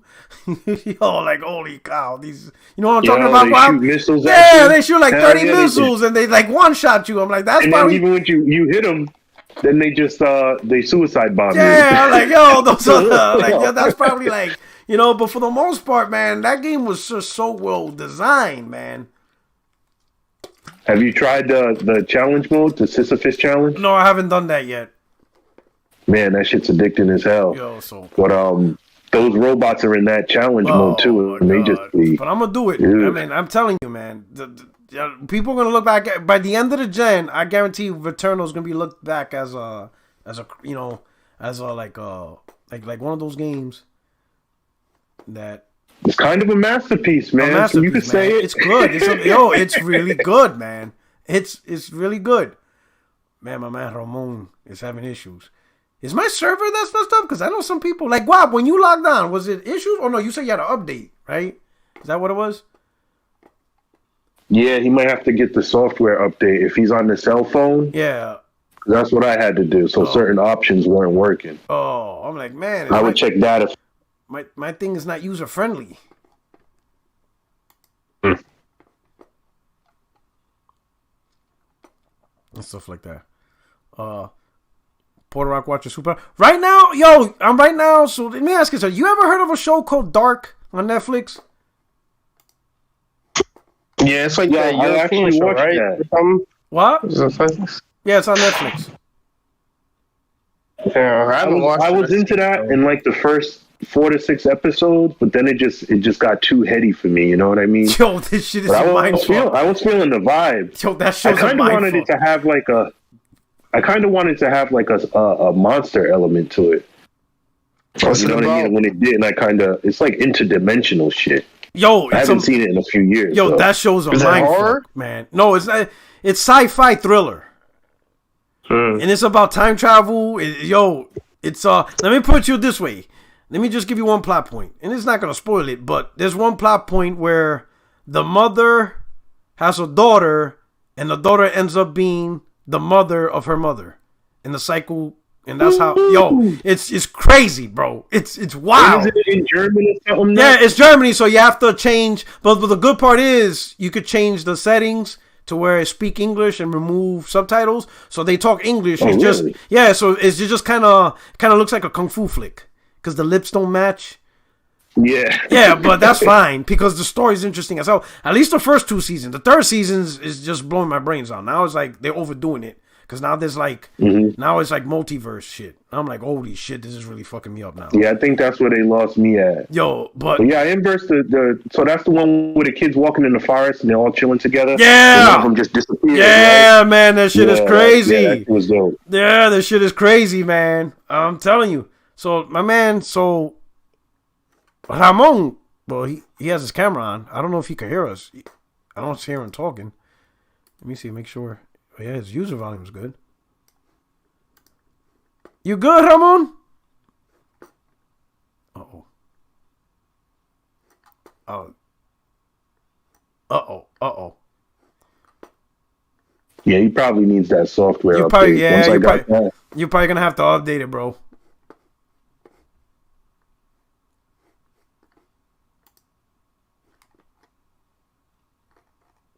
Anyway, hit the like button. Oh, now he's muted. All right, we're gonna get him on because I want to see his acting. He's part of the Actors Guild, so he's gonna come in and cap on their behalf. I'm playing. Yeah, he probably does have to update it, especially if you don't use the app for a while. I'm gonna give that show a shot. Dark. Give it a few episodes. Yeah, see so if I you like it. just change the settings to just change the settings to English and then remove subtitles and then you'll be fine. And then it's kind of weird because you could tell it's not the actor's voice, but they do a really good job of that converting. But I'm telling you, man, the plot point is it's just like the thing I just told you. That shit is crazy. That's not even the start of it, man. Like, you learned that, like, in season 2 or season 3. The beginning seasons. Like, it's wild. It starts off a little slow because it's built up. But, it's just crazy, man. It's a crazy show. Like, I was hooked. Bad because it has you thinking. Like, it makes you think about how time travel is or how, like, it makes you wonder about shit. Like, Yeah. I was just watching the Witcher show on Netflix. It's pretty good. Oh, I love the Witcher show. Oh, I love it. That's what made me finally start playing. Like, I bought the game, but I kept putting it off. But after watching season 2, I'm like, fuck it. I got to play the game. I'm waiting for the next gen update to play the game. Oh shit! No, I think they postponed it, and now they have no new date. Jesus. Yeah. So they didn't say indefinitely, but now they just completely. Now you don't know when. Outsourced it. Yeah. They had outsourced it, and now they had to move development in-house. Yeah. But then that makes me ask the question, like, what were they doing? How in-depth was this upgrade?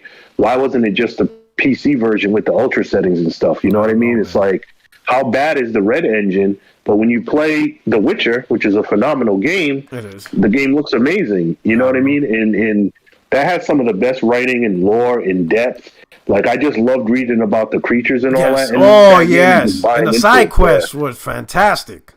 Yeah, hell yeah. The werewolf side quest still my favorite, where 2 sisters were fighting over the werewolf dude. Hey, Seattle Chef said, does the Witcher show spoil the game? No, absolutely not. Not at all. In fact, I would say the show gives more context to the character, especially if you never read the book. I never read the book. But it was helpful in context to the character. But it doesn't spoil it. I see the show as giving more context to the game. So what you were talking about? The sisters what? Did you do the werewolf side quest? Where the 2 sisters were in love. One was in love with the dude while he was in human form, and the other one was in love with him while he was a werewolf. Oh, and then I think they killed. I know. Yeah, and you had to make the choice about who would survive. Yes. Yeah. That's when I was like, "Oh man, this game is next level." Yes, you know, in the Red Baron quest too, with the botchling, that was craziness, man. I love that game. There's some great quests in that. There was a lot of great quests. You know when I'm pissed off though? So you know the battle of where you have to get all the sorcerers to sign up, and I think there's even a trophy for that, right? The only problem was I killed one of the witches. The one witch, the one witch that wanted to sell whatever something to a king so she could be free. Oh yeah. But you had to decide to either let her do it or say no, because if she did it, it could mean the death of thousands. You know the one that had sex with you and she fucking slipped whatever and tried to escape. Like, nah, fuck that bitch. You got to die. You know? So I killed her. But because I killed her, I couldn't get her as an ally. And I'm like, fuck. Oh, was that a trophy? Yeah, because on one of the trophies, and not that I care about the trophy, but I didn't realize that there would be a part where all the people you help, you could gather around and they will help you fight that final fight and shit. Wait, so you killed Yennefer? No, not Yennefer. No, not Yennefer. You killed Triss? No, not the main ones. No, hell no.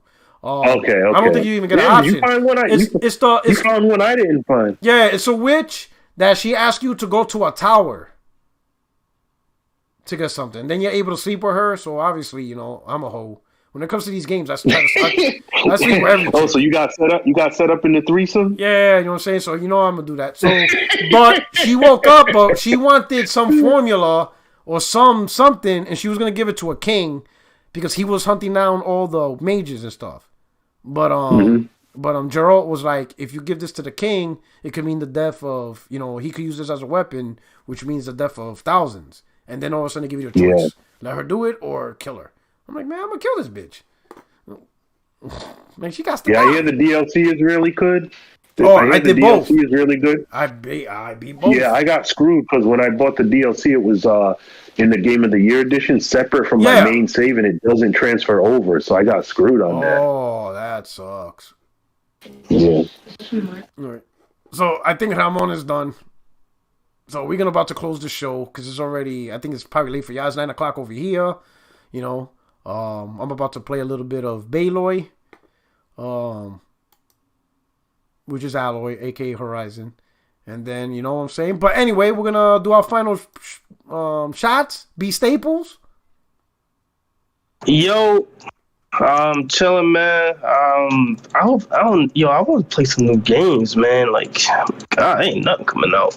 But actually, Trek to Yomi is coming out soon. You stuck on fucking Xbox? Get rid of that shit.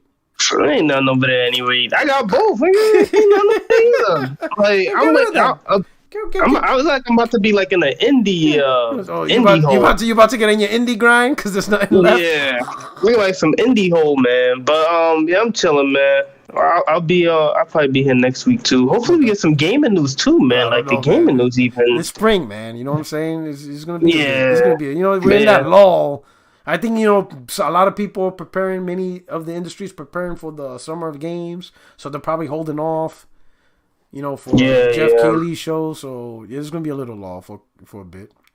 Yeah. But thanks for stopping by. Guap! You know hey, Guapzilla in the house. You already know what it is. Find me on Twitter where we host the Pegasus Corner. All are welcome. Where we pitch facts, not crack. Holla at your boy. I be sharing out hella gameplay too. You already know what it is, man. Catch me out Friday or Saturday night. It's usually a floating episode. You know, I never know what's going to inspire me. We did one yesterday about killing the race card, and man, I caught the last part of that. I'm like, man, that was a good one. It was heated. It was interesting. I had a lot of fun. We squashed a lot of problems. That was also in relation to the Jaffe fallout. Mm-hmm. Again, shout out to David Jaffe. Excuse me. Shout out to the Roundtable Podcast, Sick Humor, King Thrash and the boys. Shout out to all of those guys over there. That shit was entertaining as hell. Jay Barry and Persona were out there also. Mm-hmm. But yeah, again, you know, much love to David Jaffe. Enjoyed his games. Hope he gets to make more one day. But if he has crap takes, He's gonna have to answer to him. So that's all it is. You know what I mean? Thanks for having me, P Rock. I appreciate it, bro. No doubt. Project Crowd dipped out. I don't know if it was an accident or on purpose, but you'll see him consistently, or when he can, on the podcast. And Ramon, my man, is trying. He wants to cap for these actors. It ain't working. Hey, Ramon, man. Hey, maybe next time. Show up next week. You can try to protect. We'll make it a unique topic. Acting, I'll bring that up. Acting and gaming. And we'll see what's up. Okay, Ramon? But anyway, for everybody else, thank you so much for rocking out. I hope you guys enjoyed the show. Hit the like button. Thank you for coming through. This has been a great time. We've been up in here for almost 3 hours. Man, I hope, you passed the come. But Ramon, come through. Update. I know you part of the Actors Guild, so you're going to protect your fellow actors. But you better let Homeboy know. You better let the Mandalorian know. He better not mess it up. Do not mess up The Last of Us. Don't come up with some bullshit when that show starts. We're going to hold him accountable. You know what I'm saying? And he better not get naked his first day. We ain't trying to see that. You know what I'm saying? But anyway, this is your boy Puerto77, your only friend is YouTube Streets. And we're out here. Thanks for rocking out for another 60 frames, no lag. Hey, Guap. Let me see. He's on the show. Hey, Guap. Yeah, I'm here. I'm here. What's good? So you could talk, just to let you know, hey, you are a first-time guest. So today, I provided, the beer, the liquor. Hey, you want something from the fridge? I got you. I cooked you up stuff. So today, you were a guest.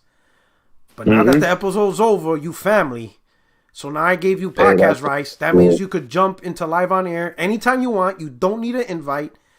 And you just go straight to the fridge and get your own shit. If anything, get me a beer. All right. No, hey, I'm gonna kick my feet up, man. You already know what it is. No more invites. Just walk through the door. If you ever pay attention and you don't like what you're hearing, you think somebody's capping, just jump right in and just do what you do. I'm coming with the heat. That's you already it. know I got it. You got the here's your copy of the key. You could come in anytime you want. All right, brother. Hey, man, it's a pleasure to be here. Thank you for the rock. It's an honor. All right.